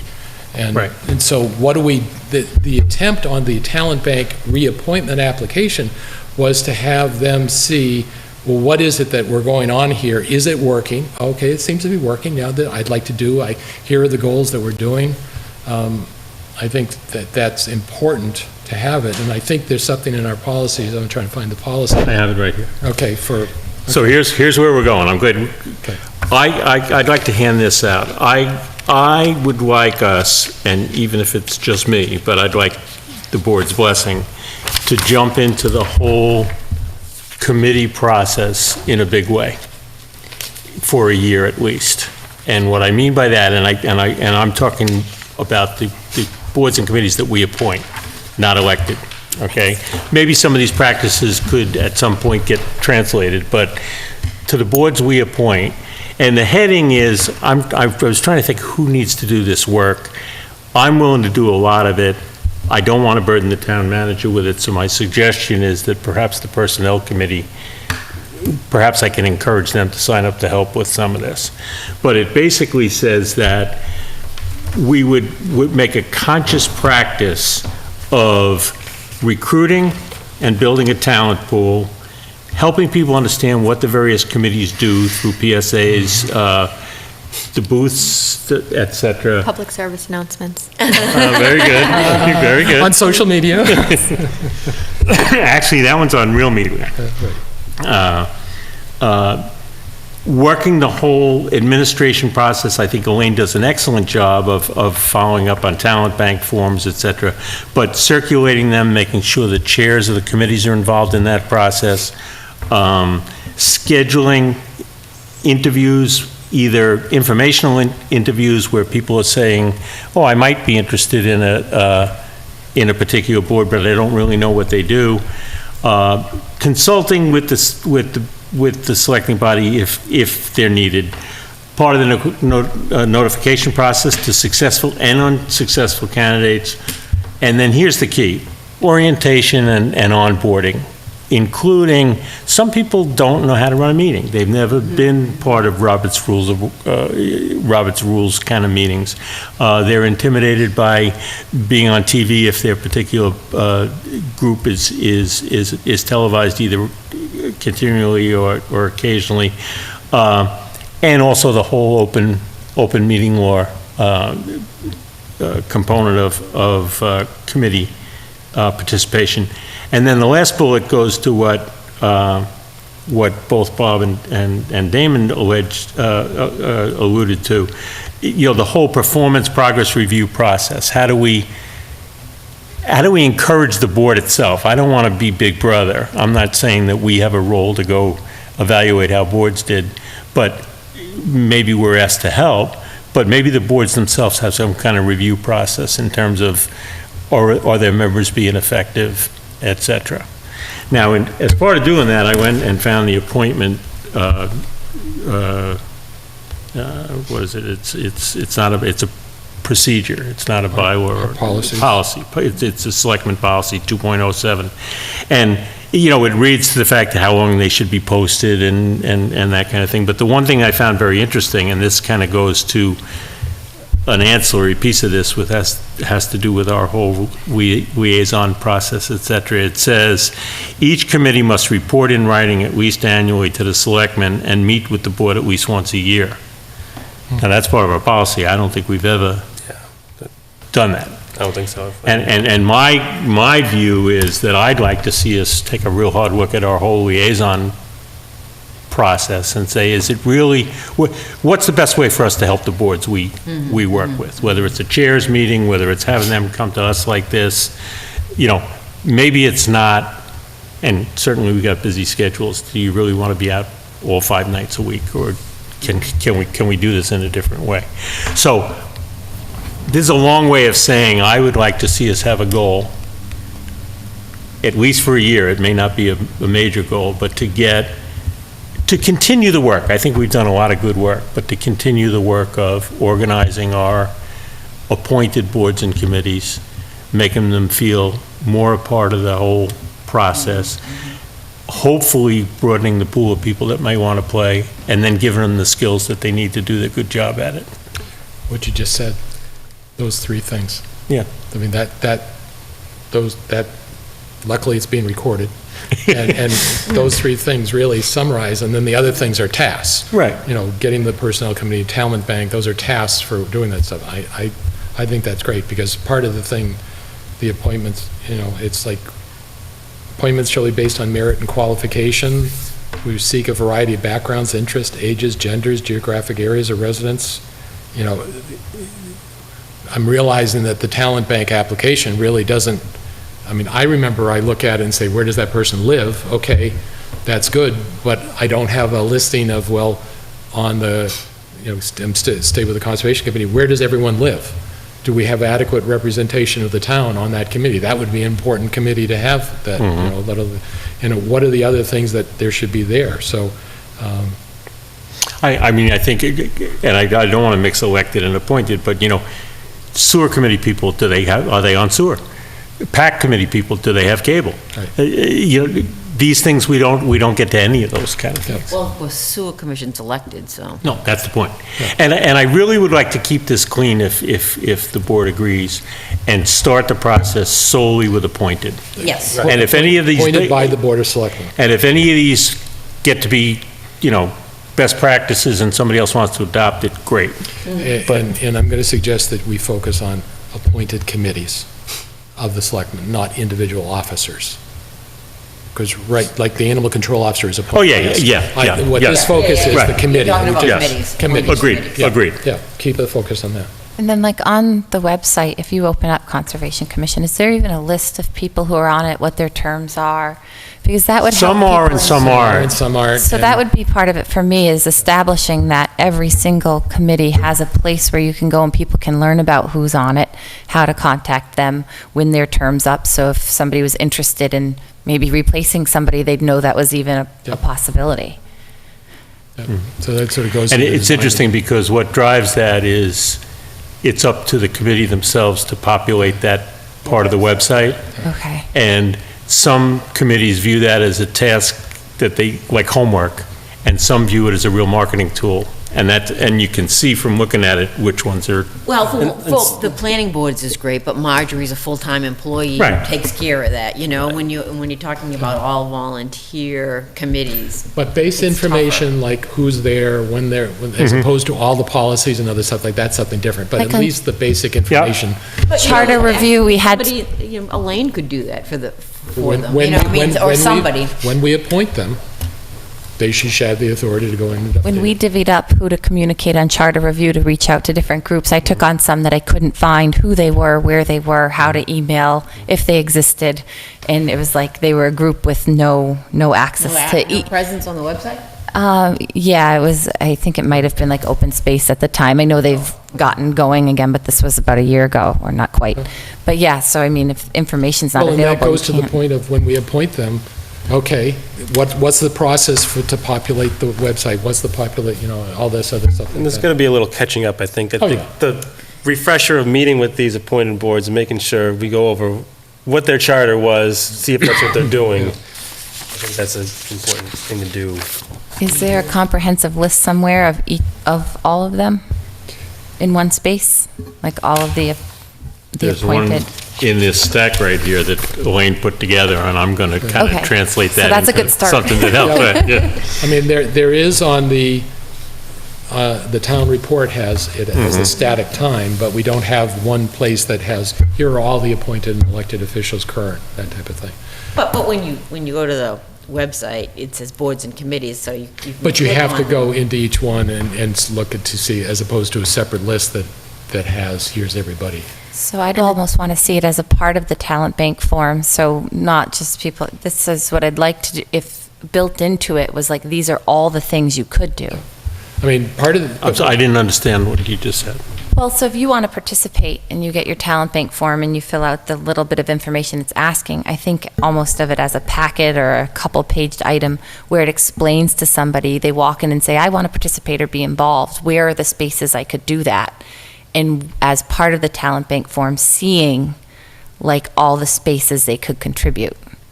Well, it lists vacancies? all the committees now, but it doesn't list the vacancies, because Or the vacancies. does it give a description of what they do, like a little bit, That's what the I bring- education part of it? It's a matter of a form versus, well, It says Agricultural Commission encourage farming in town by overseeing right to farm bylaw. Council on Aging coordinates programs designed for the needs of aging in coordination with mass. So there's a little bit there, when I go sit at these booths, I have about a page on each one, which is better than this. Yeah.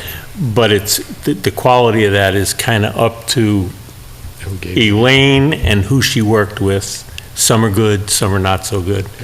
But that's the whole point. I think that as we work this, we'll do a better job of having a tool that answers those kind of questions and gives people a glimpse into it. PAC did a public service announcement series where they got certain chairs to spend 10, 15 minutes explaining their boards. It was voluntary, some participated, some didn't. I think that if this is our goal, I aim to try to make it mandatory for our appointed boards.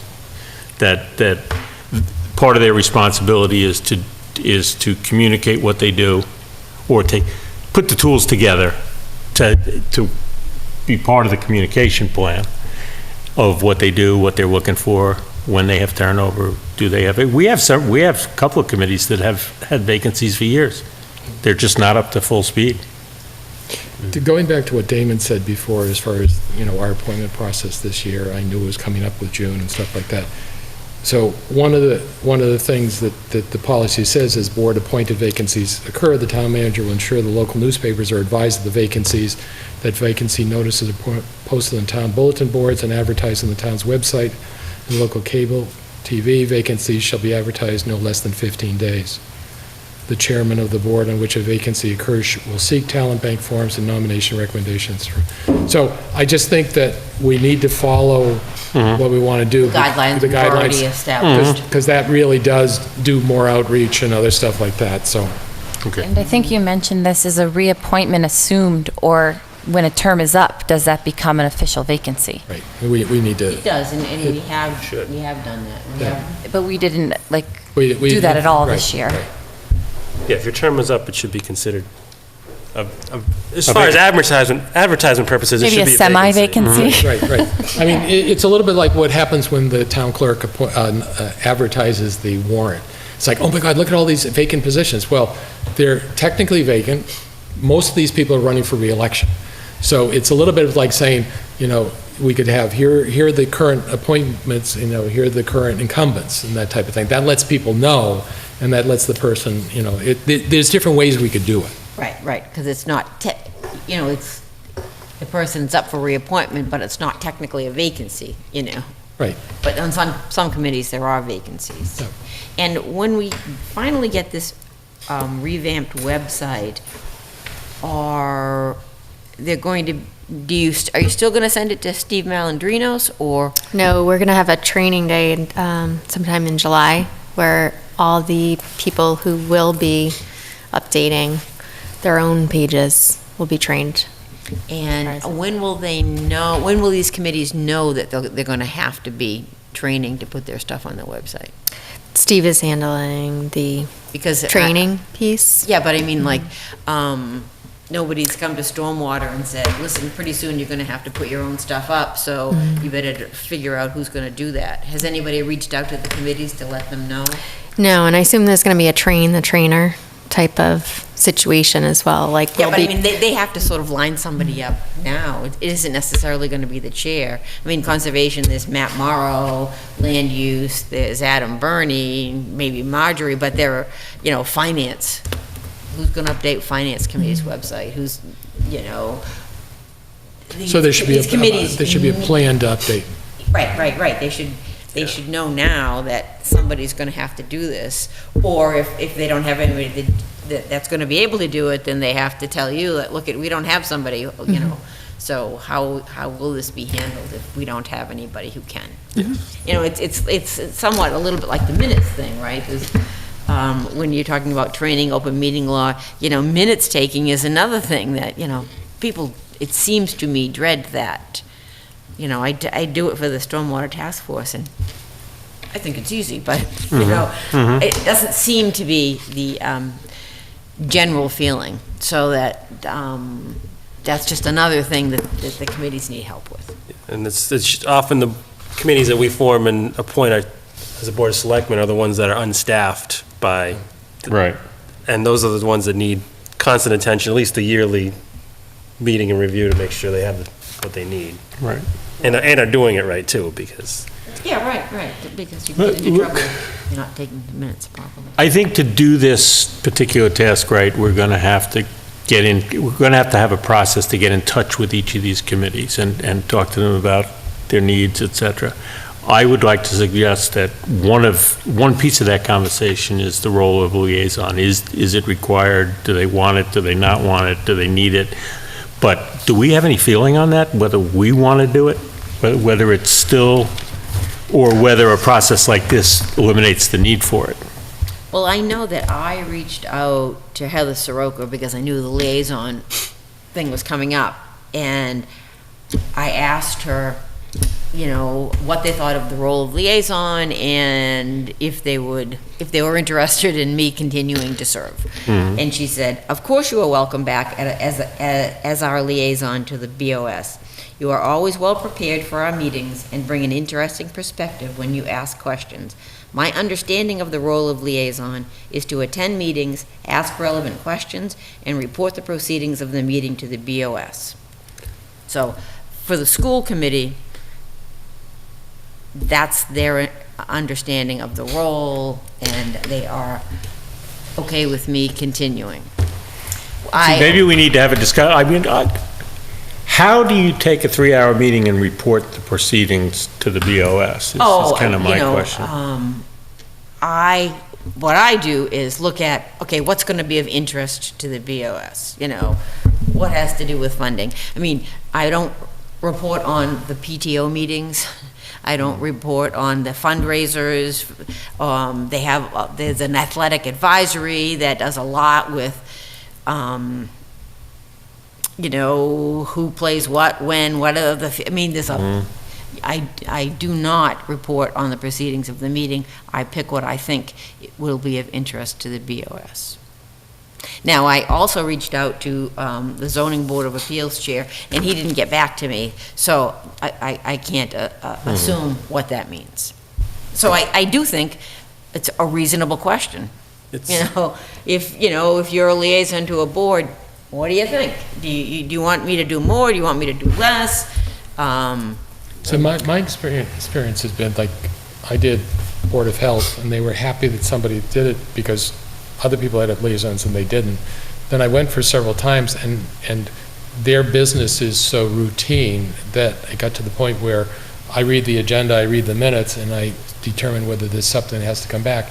And except for the septic system loan program that they had to try to revitalize, I found I didn't need to go anymore. The PAC was reorganizing. I was there during the initial part. They basically got on. I found that I didn't need to go there anymore after that part. I could always add stuff, but I don't want to be a committee member. Sewer, it got to the point where how many times am I going to come back to talk about grease traps? Because that's such an exciting topic, but they keep working on it, which is good. So I didn't find I needed to report back on that. So it got to the point, well, when do you decide what's important? So when they were doing the betterment process, okay, that's something that's financial, affects the whole town. When they adopted new regulations, that would be something that'd be important. But I actually find that I can actually get it from the minutes or YouTube too. So that's another way of getting the information. My experience, I mean, at least with the planning board, number one, the meetings are extremely long. A lot of what they're doing is reviewing site plan approvals and stuff like that, and they're an autonomous board. We don't have a say in 90% of what they do. Some of the policy stuff is interesting to us, but not a critical where I should be weighing in on it type of thing, because they, again, they're still their own decision-making board. I think if they had a question or something like that, certainly, I mean, you can have a point of contact. Yeah, right. But that would, and of course, planning, the land use director interacts with planning and conservation. So maybe the land use director could bring things to our attention that they thought were important for us to know in planning or conservation. I mean, or they could have the liaison in that case could be the point of contact, so they don't have, everybody doesn't have to go to the chair. I certainly don't think the liaison should be taking an active role in the subcommittee's meeting or the other committee's meeting. I don't think that's you're not an appointed member of their board being a liaison. Yeah, and I don't know that anyone does that. I know other boards that do that. Act like it. There are times, Other boards that have liaisons to boards, not the Board of Selectmen. well, I mean, I see what you mean. Yeah. Someone on a board is liaison to another board and they, Right. Yeah, if I went to the planning board and started getting up and talking about every topic and Yes, becoming a right. member by default Yeah. is not the role of the liaison. there are times when I've brought information that I had from the selectmen, or there was one meeting when I gave them information about the open meeting law or the charter review, that type of thing. And I know that there were times when Paula would go to a meeting and she would have a personal opinion, and she would say, I'm not speaking as the selectman, but here's my opinion. So that's participating as part as a member, as a citizen. So, But I think we have the right to do that in any open meeting anywhere. yeah, as long as there's not a quorum. Well, even that, I think. As long as we post it. No, I had my hand raised at the meeting, accidental quorums. Those happen. I touched base with Council on Aging, and they actually we tried something, and if you recall, we had them come in here and kind of do a little presentation. They got a little visibility, they talked about their goals, we asked them what we could do to help them, and they really didn't have anything, but they were pleased that we asked, I would almost suggest that we should liaise by exception. I mean, as opposed to trying to find an assignment for everybody, is if a particular board is going through something where they want something, I certainly think we should be available to do that. But I'm not sure it's the best use of our time. I think we should work this as a goal to have a process and a policy and a procedure that we're communicating with them regularly.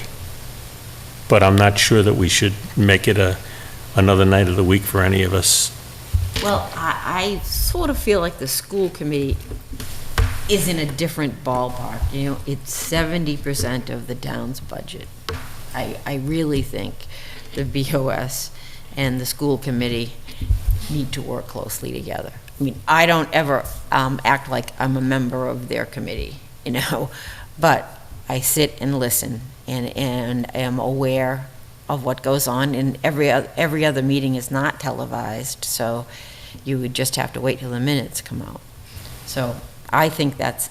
I'd almost prefer us to find a way for us to work closer together, board to board, as opposed to trying to do that through a liaison. Well, I mean, I do agree that it's important that we work closely with them and understand the big picture. I rely heavily on the town manager because she lives in both worlds. Right. So I'm thinking, Well, from the budget point of view.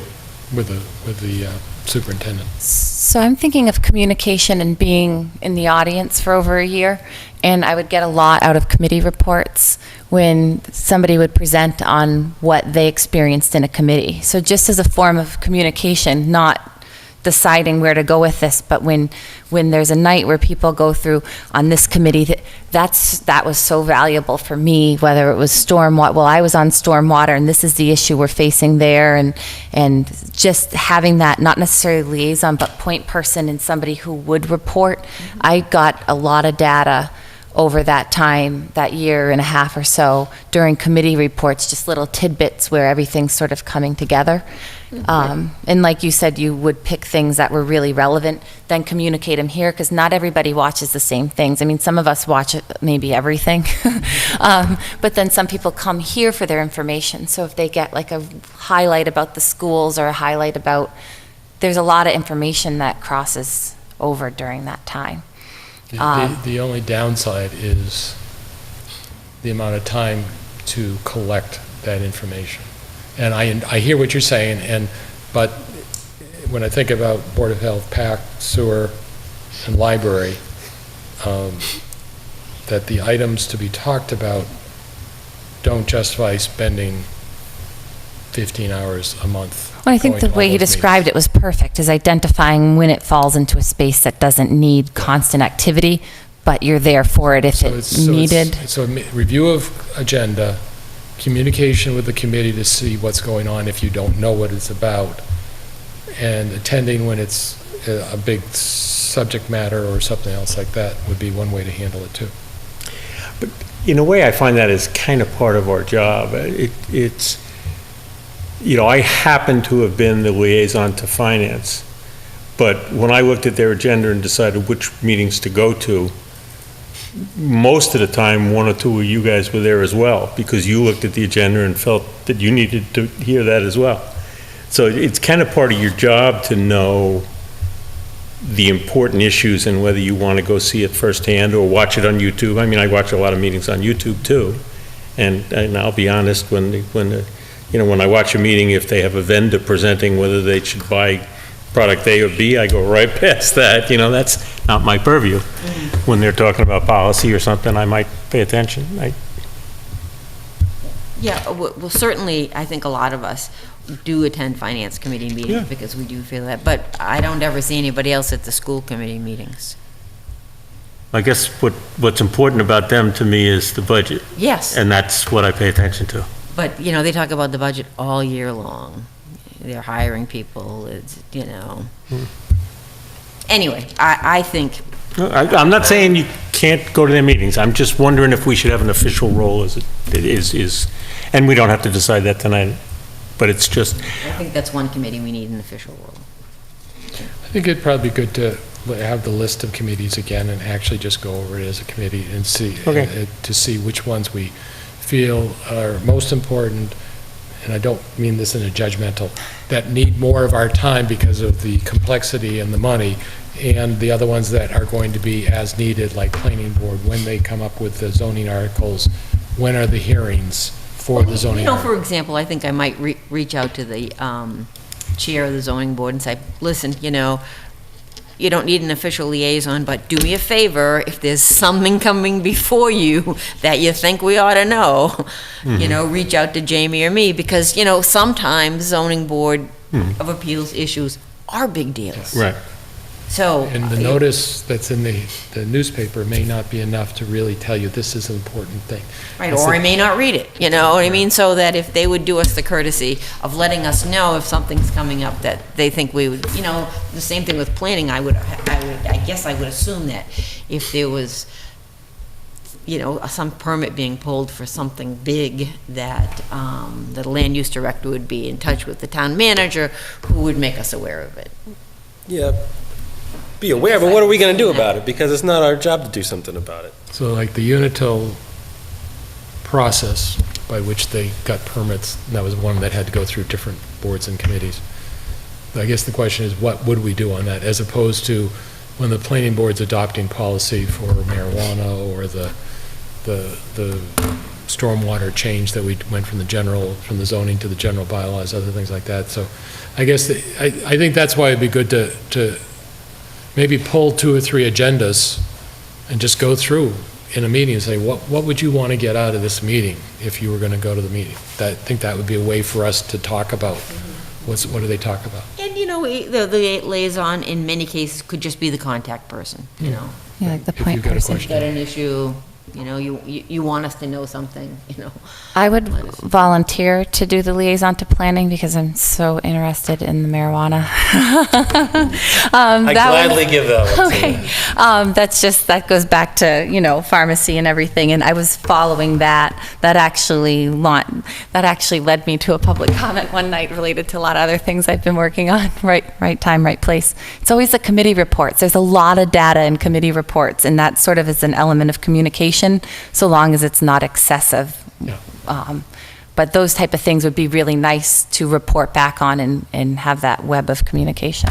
And But- then the people could then go to the website or the YouTube or to find out more information if they're. So I went last night because marijuana was just on there a little bit, getting ready for it to, so I don't know. But that might be me as a citizen too, sort of in the role of a Paula, that you still sometimes exist as the citizen when you're someplace. And I think all you have to do is identify that when you start your comment, because you can't restrict yourself from being. But you do always have to remember that, I'm not speaking as a selectman, but you are a selectman, Yeah. So it's tricky. Yeah. You have to be aware of that. But you are, Blanche. Did anybody else have anything they wanted to add as a goal, or at least as a discussion of a potential goal for the selectmen?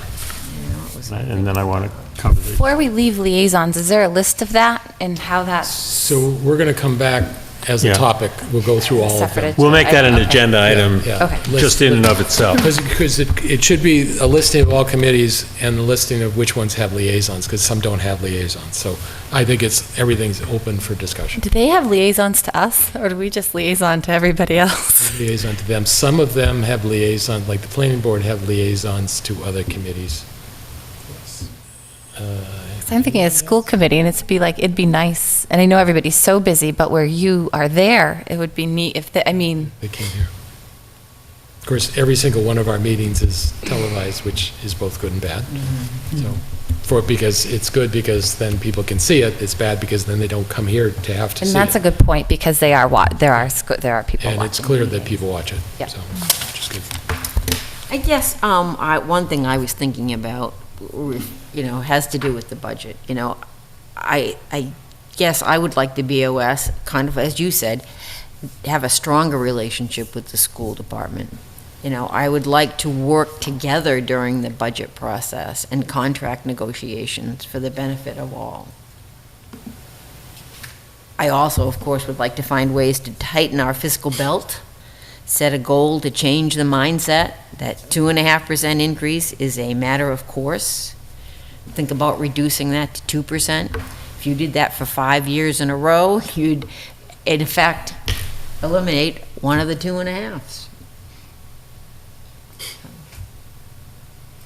I just think, I don't know if I don't know why people bring this up to me, but when I go to the pancake breakfast, people are always telling me the taxes are higher and they're getting higher and they don't know how much longer they're going to be able to live in town. I don't know if any of you hear that, but I hear it all the time. What does that look like in terms of a goal for the selectmen, though? I guess I would like us to have more budget conversations earlier and to have more impact on the budget, and like to have discussions with the school. I would like the town, I don't know how you do it, maybe you do it through a charter, to have more people involved in the union contract negotiations, somebody from the finance committee, somebody, maybe the town manager. I mean, the other towns that I've lived in have had people, there were 2 school committee members and the school superintendent involved in the last LEA contract, Lunenburg Education Association contract, which resulted in $1 million increase in the budget over 3 years. Both school committee people school committee person who was on that negotiating team was only on the school committee for 2 years and resigned. The other school committee member has resigned. The superintendent has retired. All 3 people who had that big impact on our town are no longer even on the school committee. I just think the town needs a bigger voice because that's such a big piece of the budget. But the town elected those people. I mean, with the exception of the superintendent, I mean, they elected people to do that job. They were elected, but in other towns, there are other voices in that conversation. Of course, we don't know whether the $1 million price tag could have been a $2 million price tag. So what did they get through the process? I mean, in part of the whole concept is, and I understand the concept of what information we would have, and so then the question is that when you start thinking about how you actually get involved and then who makes the decision of what's going to be in there. So the school committee's got to have a majority side of if we had say we had a selectman involved in that negotiation. They got to have the majority because they get to decide. It's their budget, it's their type of thing. And then that $1 million is going to be subject to whatever their budget limitations. If they go up higher there and they get the same amount, a 2 to 3% budget increase, and that's going to mean they're going to have to cut someplace else as opposed to automatically getting extra money. So. But you know what's going to happen. They'll say the class sizes are too big. We have to hire more teachers. We need more technology. Sometimes it's mandated, though, like the new kindergarten teachers. Oh, I definitely think class sizes, especially in the primary grades, should be smaller than they are. I think 25 is too many kindergartners. I'm just saying, to his report, to his comment that, hey, listen, if they spend it all on salaries and they don't have enough money to hire teachers, they're not going to be able to hire teachers. And you know that's not true. We'll find a way to do it. We'll increase their budget. It always happens. So they need help negotiating more reasonable contracts. And I always like to go back to the data communication information. I think they have like 258 or 252.91 it's employees. And like knowing that that's why they get more money is because they're enormous. And really, I mean, but all that information coming together, they had a lot of neat examples that in the meeting I went to of ways they put out this budget calendar as this like year-long thing that some communities, they'll kick it off, like in August, and every single event that's going to take place for the entire year for every single person that's going to be a part of the budget is like, it was on one sheet. And like you could have that sheet and be like, if I'm going to follow the budget, this is my map. Oh, that's cool. And I mean, they printed off and gave examples in websites from different communities. So that sounds like what would help is to have this one space where somebody can see everything together. Because when it's together, sometimes it makes more sense. That's why I started saying, okay, well, look how much the schools get. Well, how many employees do they have versus how many employees are in other spaces? It's nice to see everything together. And maybe the school information doesn't overlap with the town information in one space, and it seems like other towns have that. I'd be interested to see and engage the finance committee in this discussion, because I sort of got the feeling that the finance committee is hands-off on the school budget. And the fact is, the school budget is the school budget. We've talked about this. They've got a certain authority, and then we can't tell them how to spend money. But we have the right to ask questions, and anytime there's been budget hearings on the school and people have asked questions, they had the answers. They have a business manager. They said, no, here's the story. There's nothing that they hide the way it might have been done way in the old days and stuff like that. So But I think we need the information ahead of time. Most of the budgets are presented at the meeting where they're going to be discussed. Finance committee people can't. Well, I'm think talking about about the budget process before it gets to the finance committee. What you talked about, the departments present to the school committee, and I believe all of that stuff is put on their website, when they have the different budgets. Here's what the middle school asked for. Here's what the superintendent asked for, which is less than that because there's not going to be enough money because we want them to ask what they really need. Here's what it's going to be. And then the town manager and the superintendent talk, and by the way, here's the only money you've got. So then the superintendent and the school committee talk about, well, what are we going to do with that less money and that type of thing. So I think there needs to be more transparency. I think there already is transparency, but I think it's on the school website as opposed to, I'd be interested to see what the finance committee thinks, because there used to be presentations at town meeting of the school budget, even though we really couldn't do a lot within it, but they still said, we had presentations that talked about, here's the number of teachers that have increased, here's what the latest contract was, here's what the facilities, you do with utilities. So there was additional information, at least at town meeting. Right. I don't think I don't know if that's being done at finance committee before the budget. And at all the finance committee meetings, there are very few questions because they're just getting the information at that meeting. They haven't had time to think about, they haven't had time to look at it and ask any questions. I think that the whole budget process is deeply flawed. I still ask, what's the goal for the Board of Selectmen that we can work on? Yeah, I'm not sure. Something along with communication. Communication, transparency, information in advance. Increase early participation. There's always somebody at town meeting that has a lot of questions, but how do you know when you start? And that's where do you know And it really- when the good meeting was to have Yeah, gone it's to? too late at town meeting for the Yeah, school right, budget. right, It really is. That's If too you big. really want to participate, when's that? And that's this like these communities that had this map, it's like, we start today, and it had probably about 30 dates on it. So my suggestion is to take what the two of you said and actually ask the town manager, because you're going to have a new relationship with the new superintendent. Use this opportunity as the new superintendent to say, we want to reach out to you. There's a feeling, that there needs to be additional communication over the budget process and the finances with the school as you go forward. Let's start the ball that way, right from the start. As opposed to say, we want you to do X amount cut or X amount increase. Right.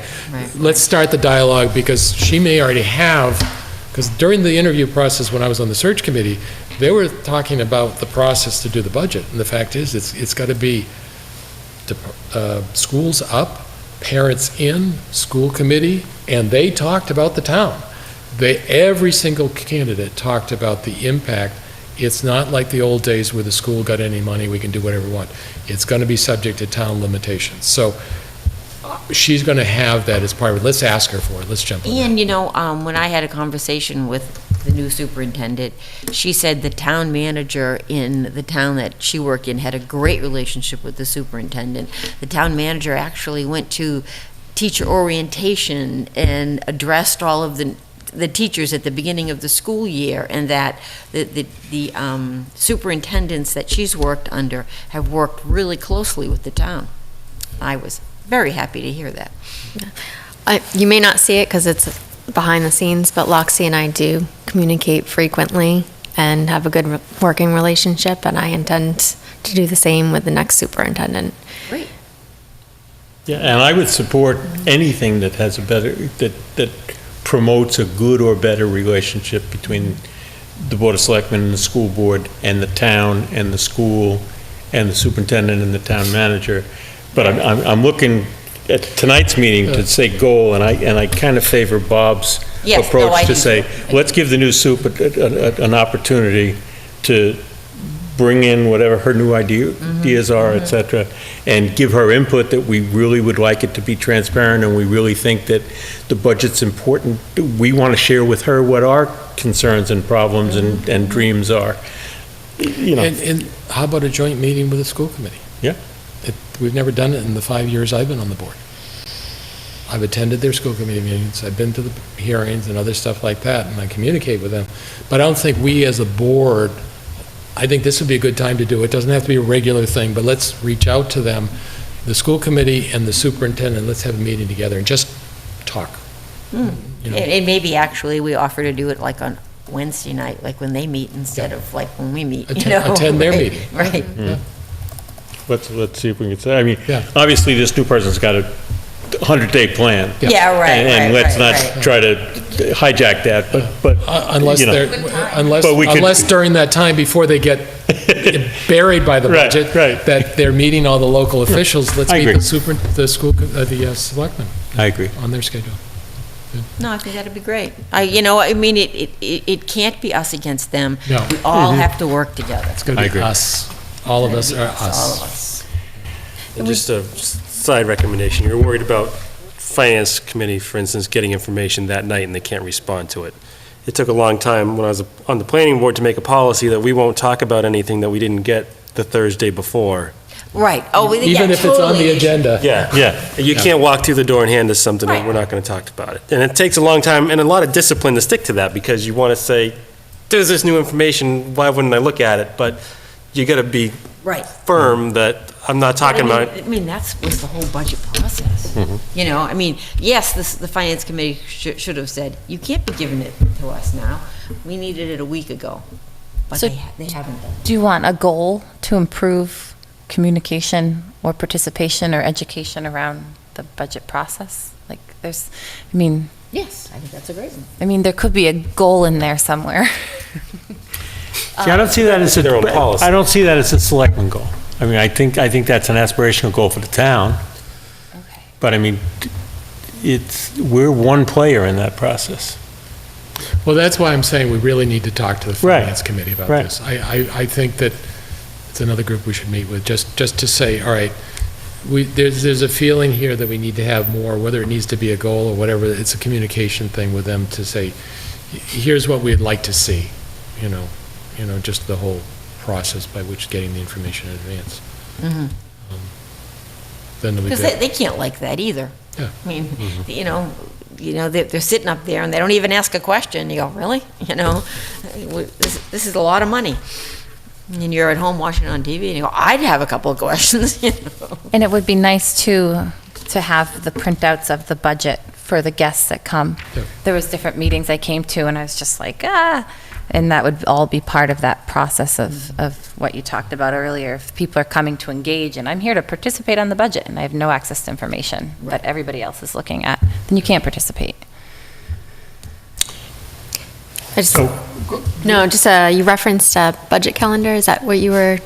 Well, they gave it Trying a to- lot of different examples where it was like just one sheet that laid out like an entire year's process that, This was at the meeting you were at just the at? meeting. They had examples from different communities of things Yeah, like that. and we do that. We do have a budget calendar for the year that we schedule all the dates for that upcoming fiscal I year. guess my point is having it exist in a space where we're distributing it or getting it to people, because everything's available somewhere, but then like these towns have like people go straight to the spot, open it up, and they have like, It's almost like On the calendar, website or- budget calendar as a separate it's like you document. could print it out and keep it in your, agenda and be like, this is what I'm doing all year. And they know to go for it, and I feel like it was this thing, see, I didn't know that. So if we don't know that, then Ideally, it would be good to be able to download it from the website and automatically upload it to our calendar, but that's Getting an too techy on me. aspirational goal. it's filled.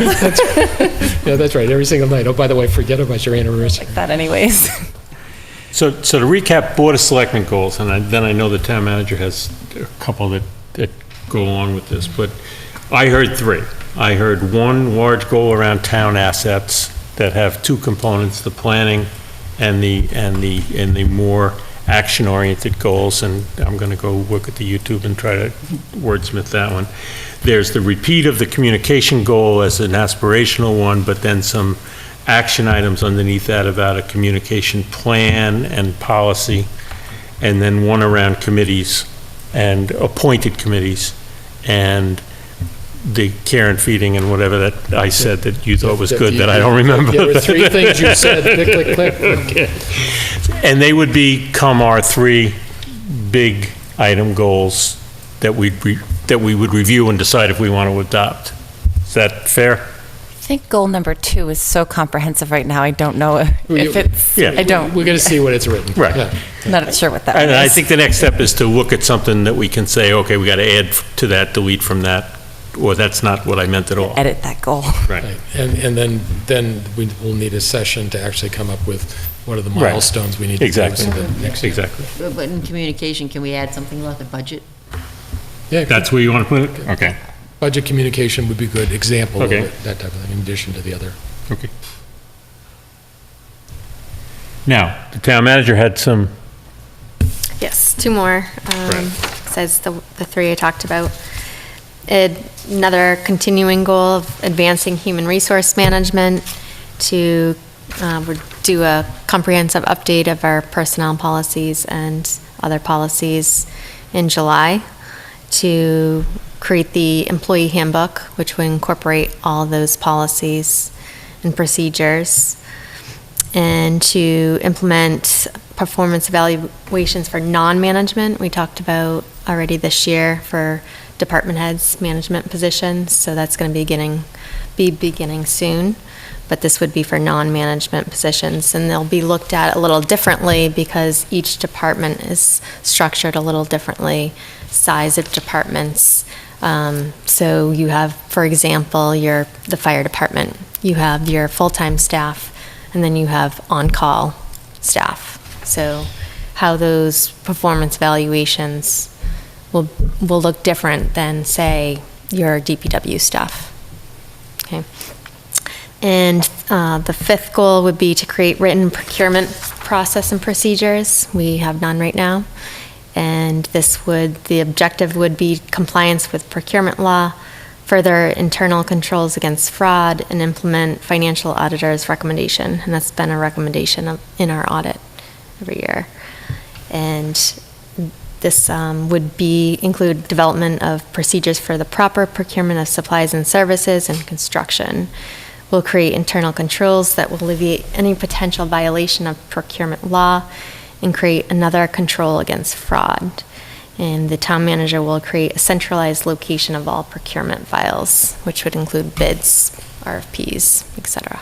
So can you review all 5 of them for me? Before you do I have a Here. specific question on procurement. Yeah.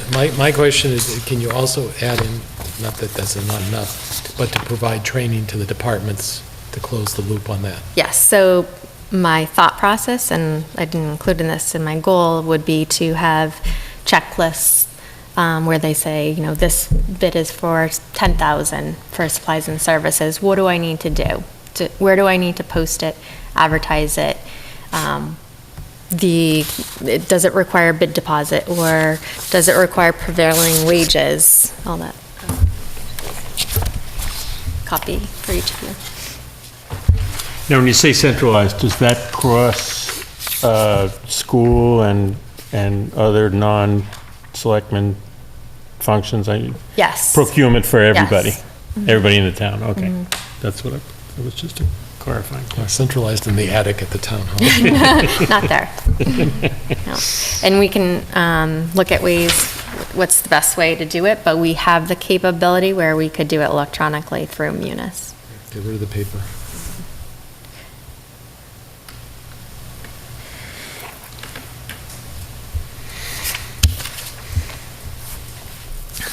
So on goal number 1, action 2, create 2-way communications. What do you mean by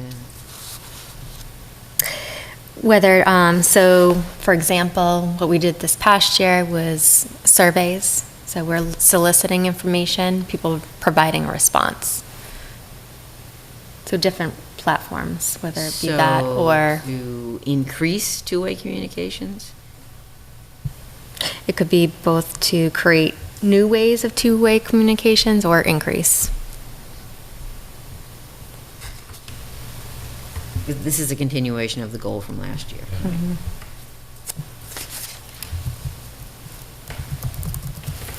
I'd actually do both, create new and increase. Because you're already doing some.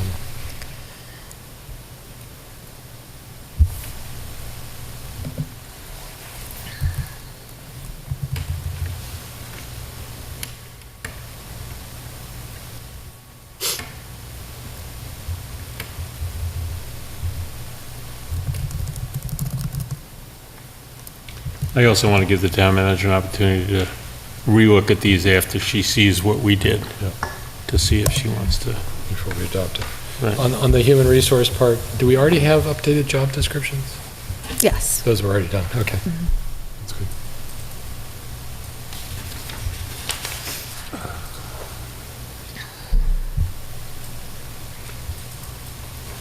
So the first three are continuations of current goals? Actually, the first four are. Four, yep. But just expansion upon and continuation and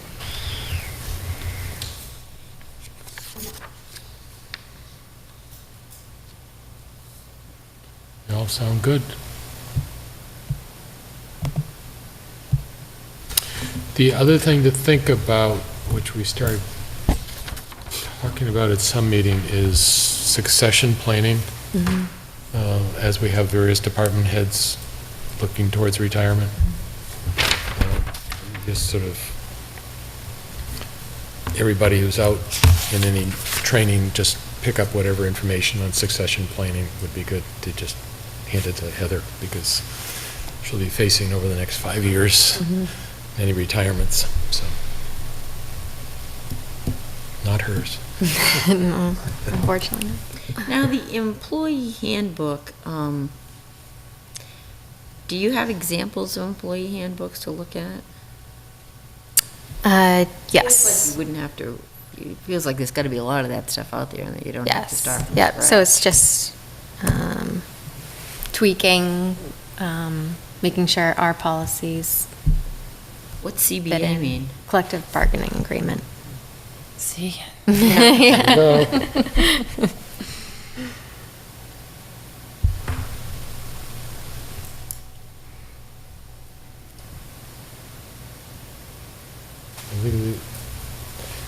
I think these are all good, whatever. I just feel like there's a lot.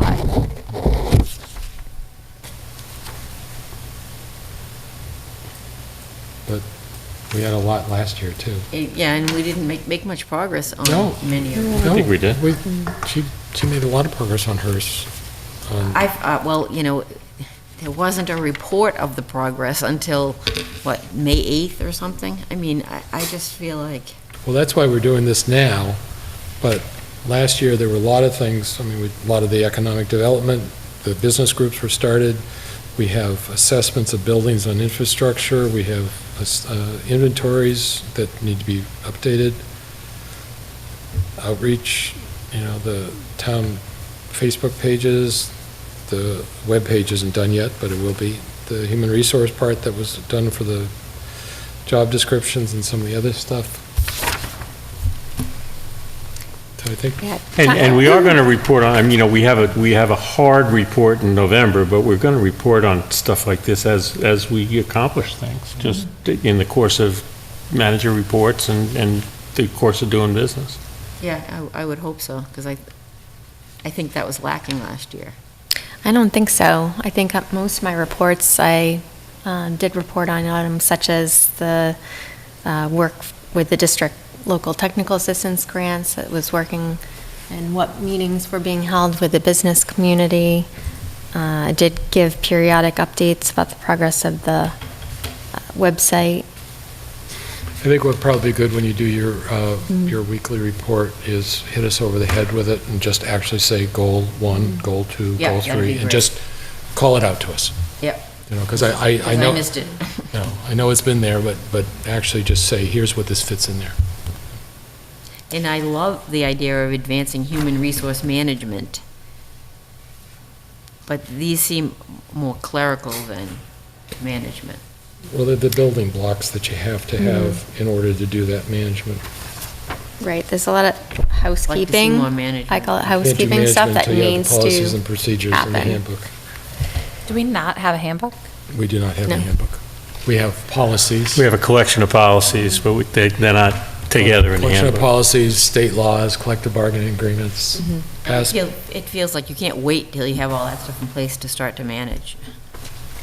Well, they're managing, and doing reviews of the department heads, but you can't manage legally and say you're not doing something unless you've got a policy that you can say you're not doing. Or, yes, you've done a good job, and here's why you've done it. So, to say she's not managing, I don't think that's the case, because I think there's management. I'm just saying that these aren't management goals, these are more clerical goals. Creating these things is a management activity. You don't just put things together and collate it. You actually have to review the policies, and there may be some updated, the policies that we adopted at our meeting last summer, where we came up with town policies and some HR policies at the same time when you were doing double duty. Those required legal review and other things like that. So this is not collating policies. This is actually developing them.